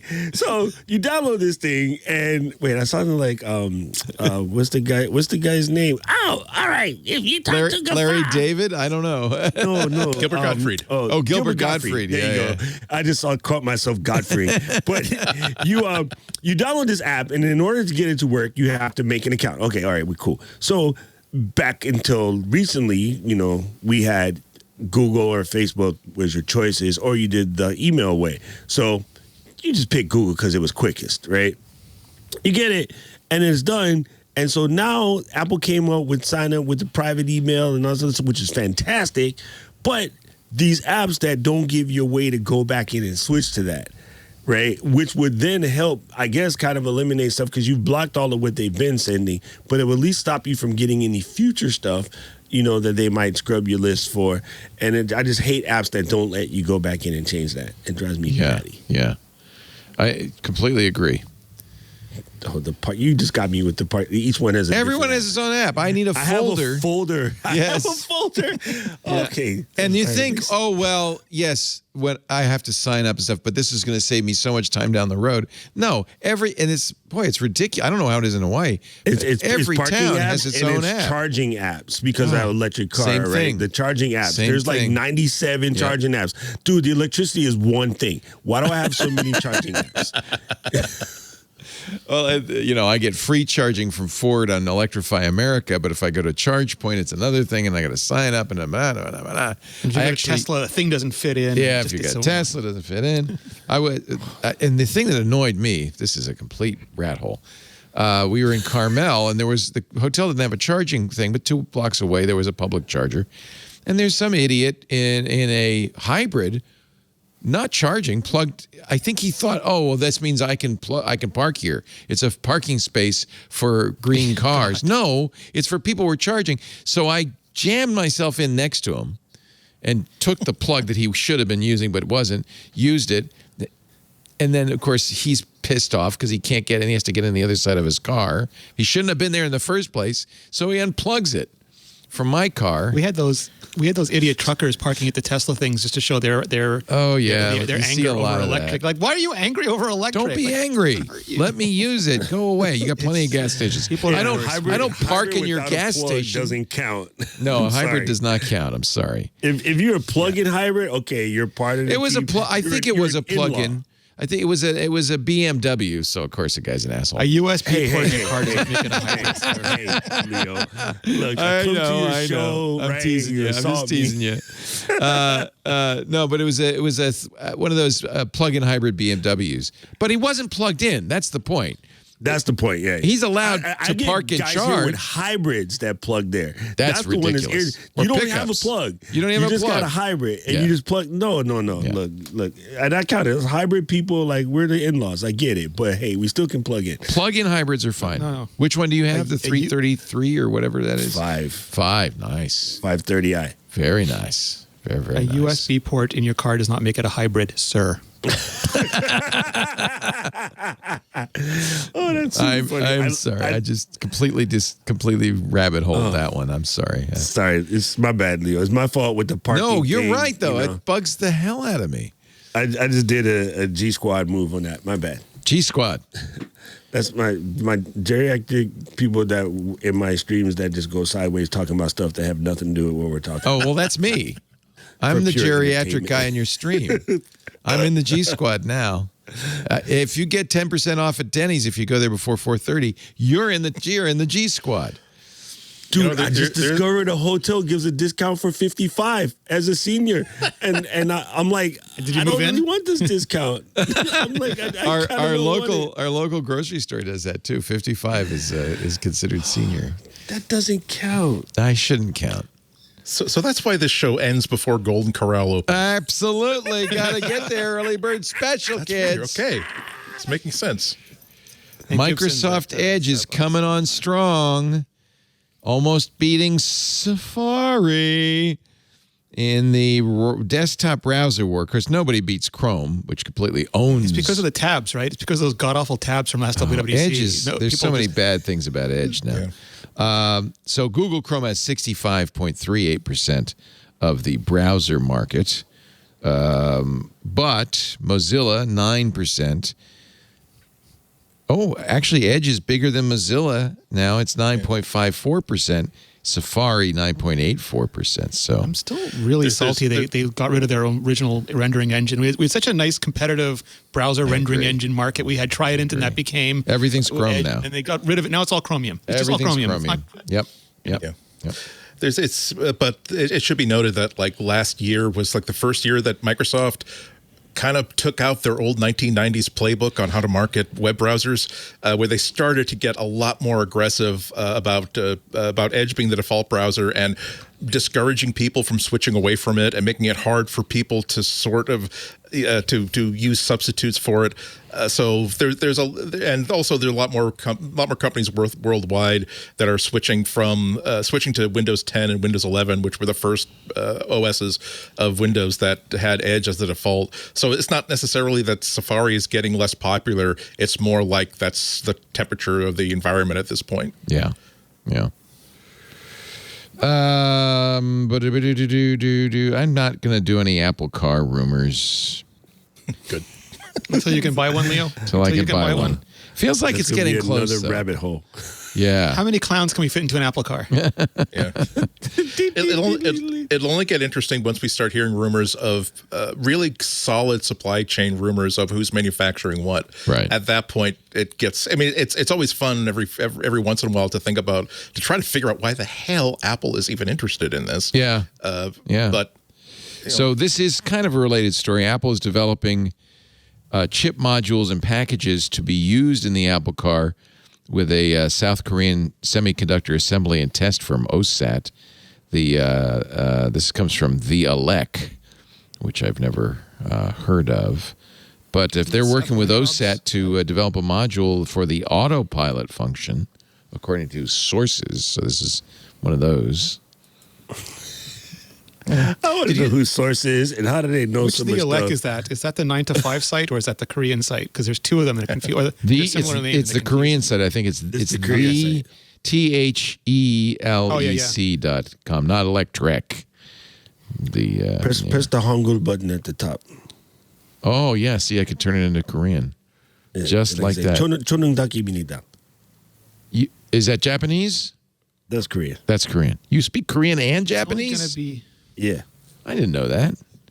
You're like that reporter who did all his different languages in front of did you He's see a that? Rosetta The Stone. AP reporter? That was amazing. yeah. Oh, that, How many languages do you speak, Doc Rock? including swearing? 5. English? English, English, Japanese, Korean, Spanish, and swearing. That's impressive. That's And impressive. mostly number 5 is my number 1. You should see me in traffic. Actually, half of that is sign language. That's probably a 6th language. Yeah, there you go. But can I point out that Doc Rock swears like a proper person? By that I mean a Gen X person, like because like whatever the millennials and centennials call swearing is just different. Are you fluent? Doc Are you Rock is fluent in right. swearing, Doc Rock? Can you read it and yeah. write it? Yeah. Yeah, I think the time somewhere between the time in the army and then just growing up as a black Puerto Rican kid raised by Koreans, I got a temper. Oh, so you were raised by Koreans. So you were actually Yeah. a native speaker almost. Yeah. No, my when I moved here, my sort of adopted parents just like took me in and I worked for them. That's where I learned all of my electronic stuff, my whole Nice. computer nerdery, because we owned an electronics store. We were a Sony store basically here, so that's how I got into video and audio and all the other. I didn't know crazy about your stuff. dad. I'm very sorry to have heard that. That's sad. Yeah. Yeah. Condolences. Thank you. Sure, it's Appreciate tough. Foldable iPhone? No, not this year, not next year. Maybe, according to a report, 2025. But here's the really wild one. Apple is apparently mulling a 20-inch foldable MacBook display. Give it to me now. So my understanding is that the foldable part works is the unfoldable part that's still problematic. Fold it anytime you want, but unfolding it again, not quite there yet. This comes from DSCC analyst Ross Young. Foldable notebook. Why would you want a foldable notebook? I'm not a fan of the foldables. All notebooks are foldable. Once. Now. Yes. Exactly. Yeah, once. The iPads are the hingeable. only unfoldable notebooks. Okay, so I have a question. Just small, poll. How many of you guys really want a foldable phone? For real? I actually really like the Z Flip. I had the Flip 3. Actually, I just packaged it up to send it to Stacey Higginbotham because, as I said, I'm getting the Ultra 22 Ultra today. But I like that idea, and Lisa was very attracted to it Do because you like it's the so flip or the fold, Leo? the Flip. I had the Fold, and I don't want the Fold. That's not good. But the Flip makes What it can so you do when small. it's shut? It has a little screen on it so you can see notifications, you can see the time. But it's so compact. It's like a pocket square or something. Lisa was really And it feels attracted like a to it until I proper said, burner. it won't work with your Apple Watch. And she said, oh, well, never mind then. And that's, Apple 'Cause lock-in. To me, Boy. you're adding one more step, having to unfold it to do something. Like if you No, could do it's stuff not for with it guys like shut- us. It's not for big guys. It's for people who want a small phone.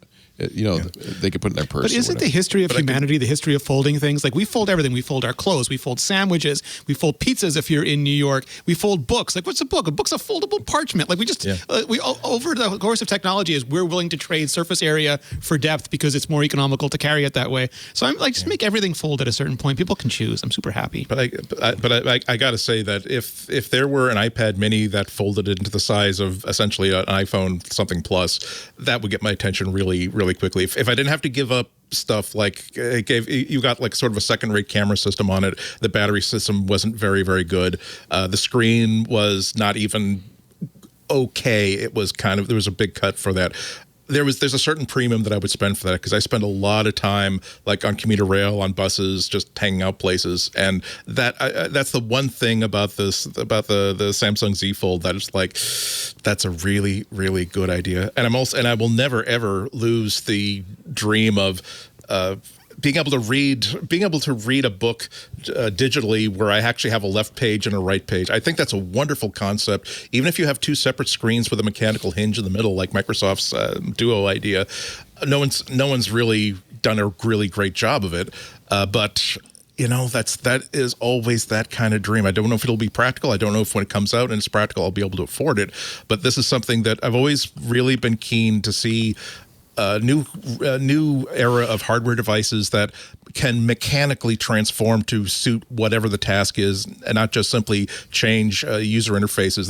Remember that we're all old enough to remember when if there was a function on the phone, there had to be a button to make that function happen, which meant that we had tiny screens and big keyboards. Now, when the iPhone came out, it was like, no, we can have a user interface that adapts to exactly what is needed and nothing more for this app. Now, imagine that being a mechanical thing as well. Imagine having a book or a tablet or a fold-in-half pocketable device. If you didn't have to make sacrifices for the quality of the screen, for the reliability of the screen, these things are thick. I mean, I think maybe it's just early days. I do think an idea of a MacBook that's the size of a 13-inch MacBook, but unfolds to 20-inch screen. But if I was going to do that, if I was going to do that, I'd go back to 2002 with Danger. Love that sidekick. Love that. Yeah. Like if I could take the phone and then turn it into two, to go, like Andy said, go from a phone to a mini by spreading it out, I would take that. I think that's also easier possibly than folding it. But either way, if we're not losing anything and we can fold it, I'm down.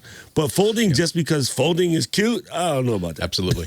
Yeah, I mean, I don't think that Apple would do the idea of a 19-inch, 20-inch folding laptop, because they would really have to prosecute that completely, and they would have to reinvent what the Mac OS is. But the idea of having a 20-inch iMac that when I need to leave for a weekend, I can simply take it off my easel, fold it in half, put it in my bag, and it is suddenly my laptop. That's also really, really intriguing, as well as folding it the other way and having an iPad sort of device. All that stuff is really, really interesting. But Apple's the sort of company. You look at the 2-year history of what Microsoft has done with this Surface, and it's like it half works for a quarter of the features that you would expect it to have. Apple would want to make sure that, well, we have to have a paradigm for what happens when you have it in book mode, when there's a left screen. Is it a left screen or a white screen, or is it a 2-page spread? What happens when we fold it in half? Does it become a MacBook with a 10-inch screen, or is it now an iPad? And I'm not sure that Apple wants to put that kind of spiritual capital into a very, very weird device that's relying on Samsung to create a screen that they haven't proven to be able to produce in quantity yet. There was a good comment a while ago, and I forget who said it, but that, Apple, of course, like my understanding is that Apple, again, has had foldables in prototypes since 2011, 2012, hingeables back then, now foldables, but they just didn't think the technology was mature. But the comment that I found interesting was they also didn't know what the market longevity was going to be yet, whether these were just interesting because people were bored of slabs, or whether these were going to become something in their own right, and they were paying attention to the market share of things like the Fold and the Flip and the Razor to see if they were going to be like a spike and then drop down again, or if they're going to be a steady climb. And I think that's one of the things that Apple tends to do is they're very seldom first to market. We can tell when they are first to market because it's more painful experience, but they look and they learn. And I could see this like 2 or 3 years out when the technology has matured and they have a better idea of what the market actually wants with this. They'll learn from everything we're seeing now. And then exactly to Andy's point, like this is ridiculous, but like an origami thing that unfolds from a watch into a phone, into a tablet, into a computer, into like a laptop, into like a screen. We'll get there with AR before we get there with physical objects, but the ability to just have these opportunistic interfaces of various and assorted sizes and capabilities is where we're headed. It's just where we're going to go, and it's going to be fun to watch. Dude, the Apple Warby Parker mashup is going to be just get your money ready. Wait a minute. Oh yeah, for the Yeah. Get your money ready. Yeah. Take my money. As my uncle used to say, get your funds right. Oh, I like that. Rainbow bands. Get your funds right. You got something to buy now. FDA's cleared the first smartphone app for insulin delivery. Interesting. Yeah. That's kind of a big deal. The control. I don't use one myself, but I've been following this where insulin pumps they can tell you that they can tell the wearer that, hey, you need more right now, but it's up to the human to basically make a decision based on that. The FDA finally got through, as I understand it, enough tests that you can have this phone app that basically through a phone interface. You can have this happen automatically, and that the person can actually be able to control things through phones. I was trying to figure this out actually last week. I might have things wrong, and I wish I had. This is the Tandem Diabetes Care device, FCC approval. It's iOS and Android. It said it's the first phone app for iOS and Android to deliver insulin Previously, delivery had to be handled through the pump itself. Of course, you have to have an insulin pump installed already. But with this update, pump users will be able to program or cancel bolus doses of insulin, which are taken at meal times. The big deal is that you're not taking this hardwired pump out medical looking device. Yeah, it's on your phone. It's a screen, right? So basically, you're doing what a lot of people are doing inside a restaurant, which is you're taking out a phone, checking it, tapping a couple buttons, and putting it back in your pocket. So that's a big deal. I did misspeak. It doesn't do it automatically. It's a good remote. No, automatically might be dangerous. The serial number on an Apple One is, in fact, handwritten by Steve Jobs, this 45-year-old mystery. Now, not all Apple Ones have a handwritten number on the back, a serial number, but some do. And, of course, people were curious who wrote this. Was it Woz? Was it Daniel Kotke? Was it Paul Terrell? The board manufacturers say we didn't put it there. In fact, for a factory, it would be very unusual to write a serial number in magic marker on a PCB board. So I guess somebody has done a forensic analysis on the handwriting. Here's why this is shady. Handwriting analysis has been majorly debunked. Like, majorly debunked. There's people getting out of prison because of bad handwriting analysis. Yeah. So this is Q, and the Apple nerd in me, of course it's Steve Jobs. Just take a guess at it. Like, does it really matter? Yes or no, whatever. But unfortunately, handwriting analysis is, the science person in me says is debunked, so I don't believe it. But so Akeem Baquet, who owns the Apple One registry where this story lives, AppleOneRegistry.com, actually asked for writing samples from Daniel Kotke and from Steve Wozniak. Kotke owned some postcards and letters from Jobs from the 70s. The article says even a layperson could look at how Woz wrote his letters or numbers, digits, and how Kotke did, and could tell it wasn't them. You're right. I mean, I don't think this is. Woz would have poked it out with a pencil, in an assembler, wouldn't he? Well, why didn't they just use a Dremel and just dig it in there? Like, old school. Remember, everybody had those little engraving things that never worked because you could never write good, but they were all like $5 to $10, and it sounded like a jailhouse tattoo gun, and you just and you would try to engrave stuff. But honestly, yeah. We know that Steve could just stare the number into the thing, right? It's like Omega with laser, stare at it, and laser numbers would burn into the. Yeah. So only 200 Apple One computers were produced in 2 batches of 100. There are still only around 82 left. About 80 of the first batch have a handwritten serial number on the back. 29 of those 80 still exist. Most of those sold to the Byte Shop. We know that Steve went to the Byte Shop and sold them literally in person. This was the very early days. Baquet went to a company in Santa Ana, California to do the forensic analysis. They're one of the most renowned companies for sports card evaluation and forensic handwriting. So you can trust them, sports card evaluators. Hey, there's big money in that. You don't mess around with that. So you're right. I mean, it's only 6 digits or something. It's not a lot to go on, but Also, I'm speaking from everything I learned as a fan of like 9 seasons of the BBC show Fake or Fortune, which is one of my favorite shows. They basically spend an entire episode trying to validate a work of art that whose provenance is in question or kind of missing. And I'm thinking back to every single time that they're trying to validate something, including handwriting or a signature as a piece of evidence. And always what they come down to is that we don't just simply they have like 800 different examples of paintings. Okay, maybe not 800. I'm sorry, I'm exaggerating. But the idea that you can look at simply here is a batch of handwriting samples and try to match it to this writing sample numbers are not as unique as signatures. I have to guess, and even signatures would have. They're not thinking just about how this signature worked, but is it randomized in the way that this person is randomizing things? So, I mean, I feel sorry for somebody if they have to find out that their $600,000 or $1 million computer is not worth $1.2 million, but. You know, it's the book of Job. Our life is one of struggle. If your parents name you Brindor, you deserve to be in a show called Fake or Fortune. I, for one, want to believe, and it doesn't, since it matters not a whit. I believe that. Yeah, Steve, I'm with you. Steve handwrote like Ted that Lasso number. Leo believes Right on there. I believe. But I think that Renee is kind of onto something. I think that we need to develop a charisma sensor because there's still going to be that residual charisma around it if Steve Jobs actually wrote into that. the distortion field, right? It makes sense that he would. I mean, he wasn't doing the soldering. You know, But it's not in calligraphy like you would expect from a student of Reed College. It's funny you say that, can tell Leo, by the because that's kerning. the knock, right?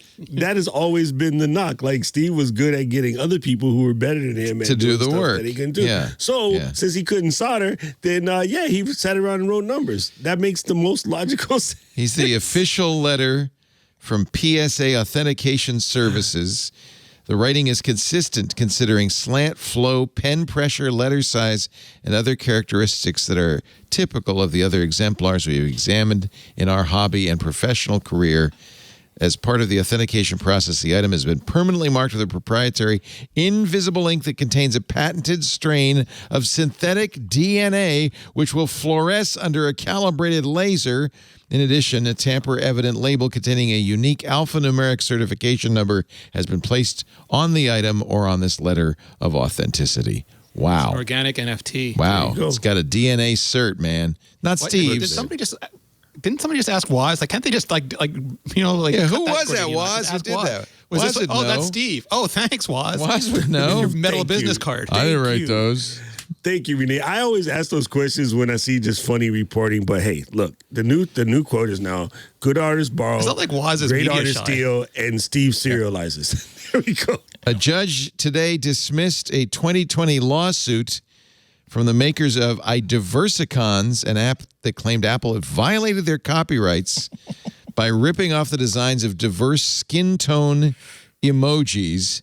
In the decision, District Judge Vince Chabria Riley said, quote, "There are only so many ways to draw a thumbs up." Is the term "nice try" a legal term? Because it should appear in Latin in this judgment. Yeah, and also, by It was the way, only slightly. diverse skin tones were adopted as part of the Unicode standard. Yeah. Yeah. So, company had It was shown only no slightly evidence. less I'm snarky still reply. at Diversicons. Yeah, Like, this is a new iDiversicons. movie. Autobots, Diversicons. Decepticons. Diversicons assemble. The case was, It was thrown my- out. Go ahead.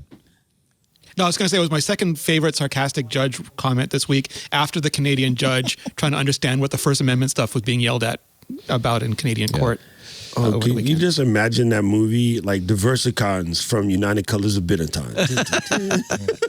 First, they took away the headphone jack, and I was not too perturbed because I am not a headphone First they came jack. for the headphone jack. They came for the headphone jack. Then they came for the notch. But now, Google, following in Apple's footsteps, plans to curtail cross-app tracking on Android phones, too. Talk about courage. There you go.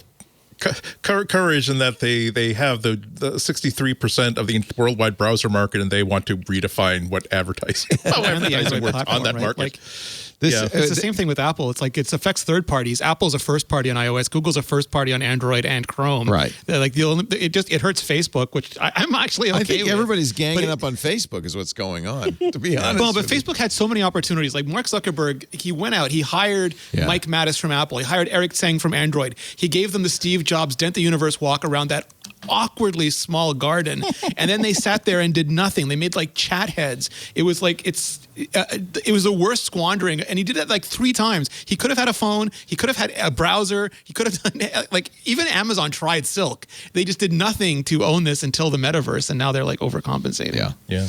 And by the way, Google's not going to implement it for at least 2 years. So you got some time, Facebook, to come up with it. Well, that was a bit of a diss/dunk over Apple, where there's realized they haven't actually 2 times before they've proposed something specific and immediately got leaped on by EFF, everybody saying this is terrible, we're not going to support it. So exactly. So this was them saying that we're going to take another. We are still committed to not to getting rid of third-party cookies.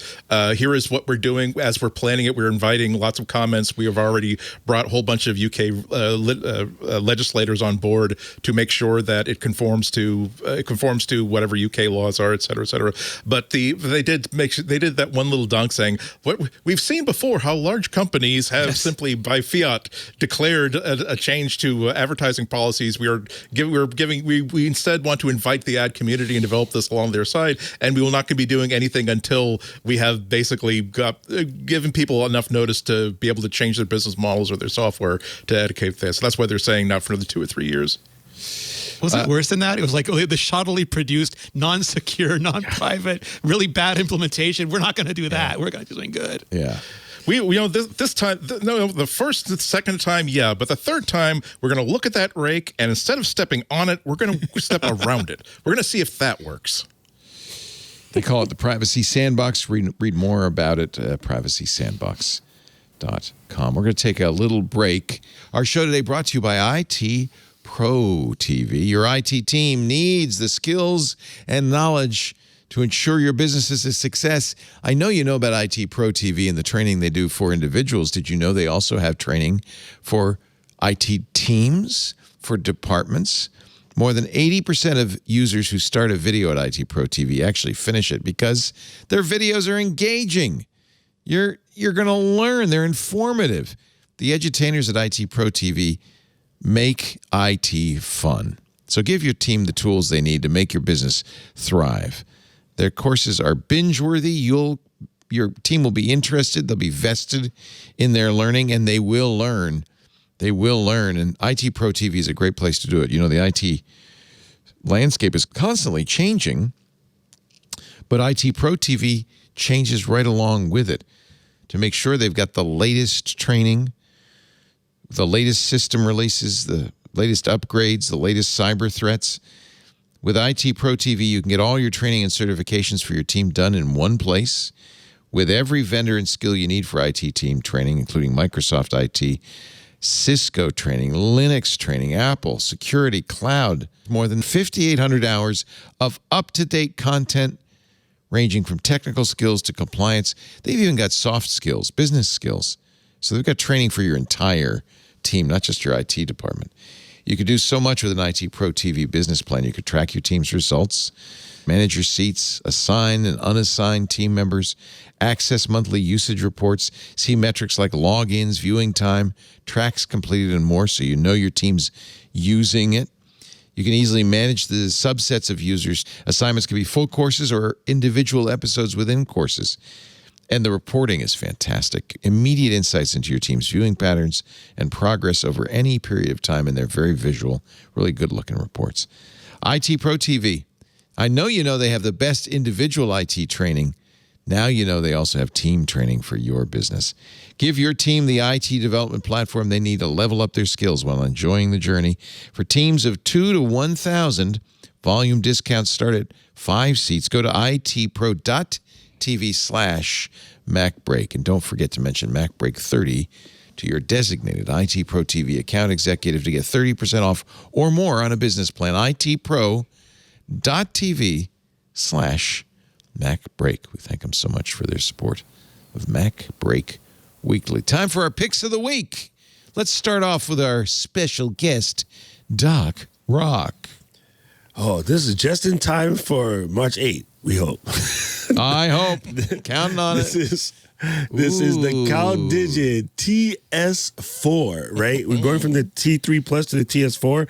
It's basically stands for Thunder Station 4. So this is a full Thunderbolt for dock. And everyone goes, yeah, docs are docs, and even you're a doc, and yeah, whatever. But what this thing brings to the table, which is quite amazing, 18 ports, yeah, whatever.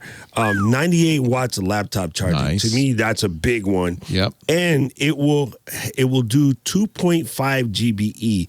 So I know a lot of people haven't updated their networks yet, but I have 10 GBE network in my studio here, and it's kind of nice to know that when you're doing the big file copies, like messing around with like YouTube videos and that. But what CalDigit just, them and OWC make the most stylish docks. This one is really beautiful because you can use it standing up, you can use it laying down. So pretty incredible. But the big one is, especially if you bought a 16 and you have that beefy power supply, being able to pull a full 98 watts of charging through it. That's kind of the big I one. have the And then Anchor good network dock, speed. which is Thunderbolt 3, and I'm going to give that to Lisa so that she can use her M1 laptop with her screens. If Apple does a Mac Mini, this sure would be a nice little side dock for it, wouldn't it? Yeah, exactly. And so I have the older version next to my Mini now. But yeah, I just really like the way that they're built. These little fans they're great because they help dissipate the heat. The only thing that makes it difficult is if you like dust, which I can't stand, you have to vacuum it out because it's just asking to just collect dust. But it does a really good job with heat management. And CalDigit just makes quality products. What's funny is, we know them now for their consumer docks and that, but us broadcast people, they were the fastest hard drives you can get. So probably somewhere in an old MacBreak Weekly show, my seatmate, Lindsay, probably was like, oh, you should get these CalDigit drives. They're like $4,000 for like a megabyte. So they're not new. I just want to point that out to people. In the broadcast space, that's what we normally use for really, really high quality, high fast drives. High speed drives back in the day for collecting video data. So they're very well versed in making hardware, and they just seem to make really incredible stuff. So the only question is, should I buy it now on the off chance that a Mac Mini comes out in March 8th? Well, it's beneficial now for what you have. For my laptop, sure, yeah. Yes. The thing that Thunderbolt 4 brings to the table, even if it's not your computer, because the fight about why did Apple label it Thunderbolt 4 when they meant Thunderbolt 3/USB 4? Stop. Just go watch Renee's channel. Anyway, you can daisy chain the ones that are actually labeled Thunderbolt 4. So one advantage to it, even if you have to use it with older kit, is you can take this guy and, still not enough ports, right? You can then add on I got one here, CalDigit, or one of these other Thunderbolt 4 hubs. You can just stack these on. You could add more if needed, more ports than the 18. You might, because there's no HDMI port on it. If you can use DisplayPort, it's fine, but it doesn't do HDMI, so you might have to add a little something if you want. So I currently run a dock and 2 hubs, no problem, and because the 4 being daisy chainable. But the disadvantage to my setup now is I have to put the hub in the front, because that's daisy chainable, and then the second hub, and then the dock goes at the end. Yeah, see, that's ugly. And that just doesn't seem sturdy for data, right? So I can't wait to swap this out. Look at all these ports. This is really great. Yeah. I had the previous version of this, and I concur. This is a really wonderful piece of kit. The way it's built, I've never had heat problems. Super convenient. If you've got it's this box that made me able to swap out my kind of antiquated Mac Mini for a brand new M1 MacBook Pro, because I just unplug it and unplug like one thing, and I've got like this beautiful MacBook. Plug it right back in. I've got everything, and it does it in such a way that it doesn't feel like a kludge at all. It's just really wonderful. They don't put the design as an afterthought, which is important, because us Mac people, we either show our stuff or we hide everything, right? Some people got that desk where all you see is a monitor and a keyboard, and there's other people like my desk, I can't even see the wood anymore. It's just covered with everything.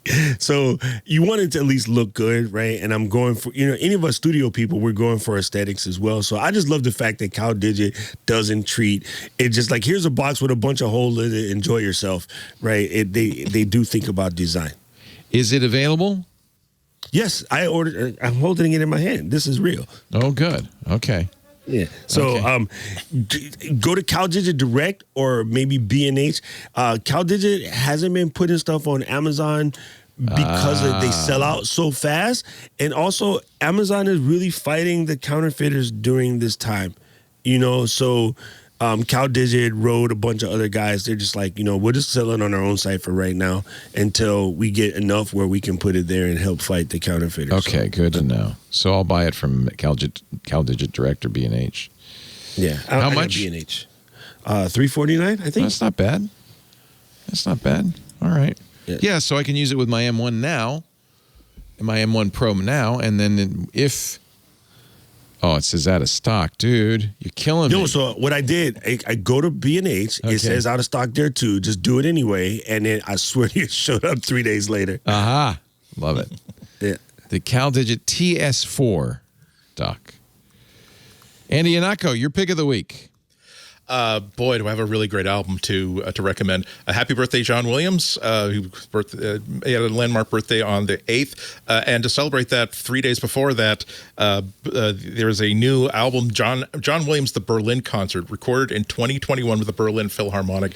All of his greatest movie hits from I think the only signature one that's missing is Jaws, and that's not really that interesting. And not only is it just beautiful music, recorded played beautifully, but the recording is amazing. And if you listen to it on Apple Music, yes, of course it's high res. Yes, of course it's lossless. Yes, of course it's Dolby Atmos. And again, you can get a lot of recordings of a lot of these things, but it was done so beautifully that whether I'm listening to it on the fancy $300 headphones, on the stereo, in the living room, on my earpods, stuff like that, it is just not only just great music, but you're just you can't be distracted by anything else while you're listening to it. It's just such beautiful sound. And again, it's John Williams. You cannot go wrong. You have so many memories from the Harry Potter movies, the Close Encounter movies, the Raiders movies. Of course, you got to close with the Star Trek. I still get chills when I hear that. Soundtrack to my childhood. Yeah. Not only that, but I never thought much about this theme from Jurassic Park. This one made me convert. Oh, that's a great one. I'd forgotten how great the Superman march is. That is just if the opening 5 minutes. Oh yeah, I love it. If the first 5 minutes of any Superman movie were just Superman being this wonderfully force for good, saving cats from trees and saving foundering nuclear subs, and in a montage set to this 5 minutes of music, you get my $11. It's just so beautiful. Sounds beautiful. The Planet Krypton is such a great song too. It's a great score too. Good. Nice. The Berliner Philharmoniker. John Williams, the Berlin Concert. And yes, you can listen on Apple Music and a bunch of other places as well. Renee Ritchie, your pick of the week. Oh, just a quick aside. If you haven't seen the new Superman and Lois show on the WB, just the first 30 seconds of the very first episode is so filled with iconic Superman, going back to the Siegel and Schuster days of iconic Superman moments, that it'll give you exactly that kind of smile. If you're looking for it doesn't have the John Williams score, but it has everything else that you could need in a few Superman moments. Very nice. But my pick of the week is Obscura 3, which is the latest version of Obscura. It's a pro camera app for the iPhone. A lot of people will tell you that the iPhone camera app has too many buttons, and a lot of people will tell you that it has not enough pro features. And Apple has to decide between easy mode and God mode at some point. But until they do, the App Store apps are picking up all that slack. And Obscura is just a really, really good take. It's by a designer, Ben. He's phenomenal. Actually, I'm getting his Twitter name confused with his real name, and I apologize for that. But you put your thumb down, you move it out, you get haptic feedback, the interface grows, you can change the blur, the focal point, almost anything you want. You can put it in video mode now. I believe the video mode is what's new, but also has depth mode and regular camera mode, and it has all the controls that you want. He's a terrific photographer. He photographed all the UL events and a lot of other conferences over the years, so he knows exactly what real photographers doing real gigs need to work on. And it's just so beautifully, elegantly, thoughtfully, consideratedly put together that it's an absolute joy to use. So if you have found yourself frustrated with the iPhone camera and you have them, you've been looking for just another way of doing this, and the other ones haven't suited you, like for whatever reason, any of the other camera apps haven't suited you, give Obscura a try. It's just So to be just clear, brilliant. unlike Halide, it's not new features. It's just better user interface. It does. I mean, it does do all the depth stuff, and it does the depth stuff in video as well. So Okay. it basically Apple provides a bunch of APIs that are far beyond what they actually put in the camera app, and developers like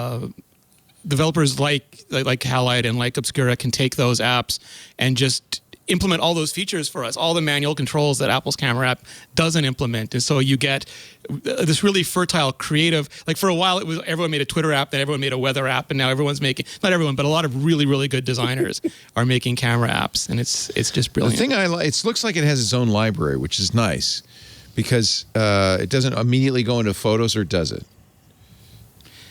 You have to grant permission like any app. It'll walk you through that as part of the onboarding procedure. It'll say like grant access But it to a looks few like photos, it has. which is kind of annoying. It says Obscura's. Oh, it's an interface to the Photos library, is what. Yeah, it is. and it's got image Okay. editing built in as well, which some Okay. camera apps don't have. But again, it's very tasteful and thoughtfully, and the workflow is very well thought out. Okay. $10. I saw it when it was announced, and I thought, I've got Halide, I've got the Apple app. Do I need another camera app? But it sounds like the UI alone, this makes it. Well, Ben's been at this for a while, or Ben McCarthy, because That's right. there was just Obscura first, Yeah, right? And which then I there bought was- way back in the day. Of course. Yeah. I'm about to just say something dumb. Because then there was Obscura 2, and now this is Obscura 3. It's the third. It's but one no- beta. there was another one that he did that wasn't. I mean, it was still called Obscura, but it was Obscura Camera. I think that's how we originally heard of it way back in the day, and it was incredible. So yeah, it was like that in Camera 2, which was a weird name for an app. But those are the two best apps back in the day. So good. kind of Apologies, Ben is they, them, so I got that wrong early on. I apologize. All right. Obscura Good catch. 3 from Ben. Thank you. And $10 on the App Store. And that's Renee's pick. My pick is Renee, youtube.com/Renee Ritchie. You can break through the M2 myth. You can find out all about Apple Health. This is an amazing place to go for anybody who wants My to. favorite thing is Renee's hot takes of like all of the trash that comes out, because before that's always been my complaint. Now, like the whole entire channels blow up just by Hot talking takes. smack. Yep. So I love when Renee takes them down, and his his puns are not his puns. What's the word I'm looking for? His metaphors are pretty hilarious. But like you could seriously make a really successful YouTube channel if all you did is go to /r Apple or /r Android and reflect back to them their hot takes. Like just validate their hot takes. You will blow up on YouTube in no time. But that's not the world I want to live in. So I'd rather I'd rather grow slowly and just give people good quality information. Yeah. Andy Anako, WGBH Boston Friday. Friday, 12:30. Go to WGBHnews.org to listen to it live or later. Awesome. And anything else you want to plug, like maybe a new website or? Soon, again, I'm trying to figure out how to. I'm just gonna tease you and say something. Thank you for you're actually helping this move along, because like I was not going to really talk about it, and that allowed me to basically take more time than I actually needed. And so right now I really am. I'm in the mode where like there's post-it notes about how, if people want to give me money for the work I'm doing on this site, how can I make it easy for them apart from putting money into a box and mailing it to me. So that's the problem I'm solving right now. But there will be a gala unveil sometime, hopefully soon. You mean you don't want us to put money in a box and mail it to you? Because If I would very much like that as well, but again, freelance journalist in the collapsing market, so canned goods, unexpired, or at least not too expired, used clothing in good condition, warm clothing in good condition. If you got a sofa that I can crash on as of 2024, that would probably be helpful as well. what, are they taking your apartment away? What's going on? We're freelancers. We're like rescue dogs. It's like we never think that we're safe and loved and secure. No, I know that feeling. I'll be couch surfing next month. Thank you very much. Doc Rock, thank you for filling in for Alex Lindsay this week. I always love having you on. I even whenever tried we to pick can. the most expensive pick too. See, I'm keeping No, and I'm trying to buy it. They won't let me buy it. I wish they would, because I figure if I buy it now, then the Mac Mini will come out in 2 weeks, right? There's something about that screen at the far end that makes you want to recommend stuff that costs hundreds or thousands of dollars. I don't know what it is. Doc is the ambassador for Ecamm. I know that much. Ecamm.com. And it's what he uses, and he won't plug it, but I'm going to give you a big plug because Ecamm is fantastic. It's what Micah and Rosemary use to do iOS Today every Tuesday morning, and we're big fans. What else you want to plug, Doctor?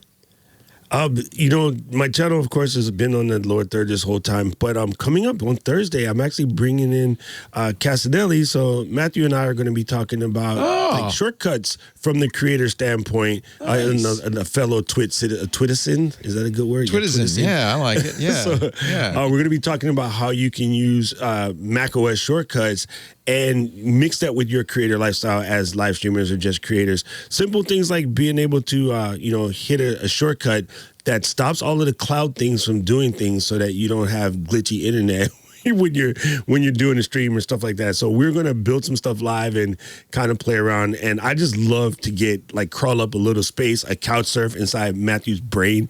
That dude is so smart. Matthew Casanelli is. That sounds awesome. I will be listening to that. That's great. And say hi to Callie Lewis if you see her again, because I miss her too. All the time. Every other day or so. Really? Oh, you are a Renee lucky and I man. are always talking to her. Oh, yeah. We'll give her my best. Thank you, Doc. So great Thank to you. see you Appreciate it. from Oahu. Thank you, Andy. Thank you, Renee. Hope you all have a great day. Thank you, most importantly, for being here and joining us for MacBreak Weekly. Now, you can watch us do it live every Tuesday morning, 11 a.m. Pacific, 2 p.m. Eastern, 1900 UTC.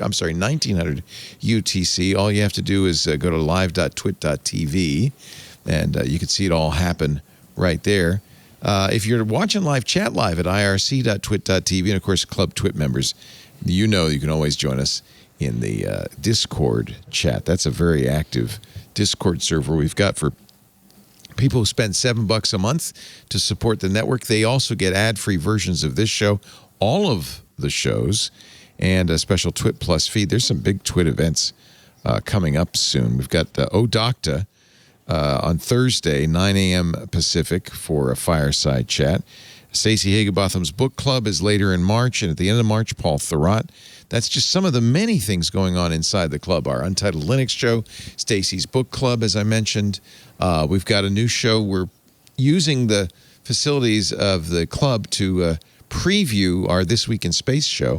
And once they get out of beta, of course, that'll become public. But it's a great way to kind of be in on the early development of that show with Rod Pyle and Tarek Malik.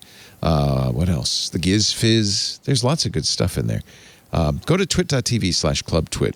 Find out more about Club Twit. We'd love to have you. We have corporate memberships as well. In fact, we have new corporate members this week, which is fantastic. We welcome you all to our family.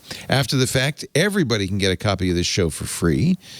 Just go to twit.tv/mbw. You'll find a YouTube channel there as well, dedicated to MacBreak Weekly. You can follow us there. My favorite thing, and the one I encourage you to do, is get a podcast client. Shoutcast, Overcast, Pocket Cast, all the casts. Apple's podcasts, Google's casts, TuneIn, whatever it is. Subscribe, and you'll get us automatically the minute the show's available, and that's a nice thing. It makes it a lot easier. Thank you, everybody, for joining us. Now get back to work, cuz break time is over. Bye-bye. Did you spend a lot of money on your brand new smartphone, and then you look at the pictures on Facebook and Instagram, and you're like, what in the world happened to that photo? Yes, you have. I know. It happens to all of us. Well, you need to check out my show, Hands On Photography, where I'm going to walk you through simple tips and tricks that are going to help make you get the most out of your smartphone camera or your DSLR or mirrorless, whatever you have. And those shots are going to look so much better. I promise you. So make sure you tune in to twit.tv/hop for Hands On Photography to find out more.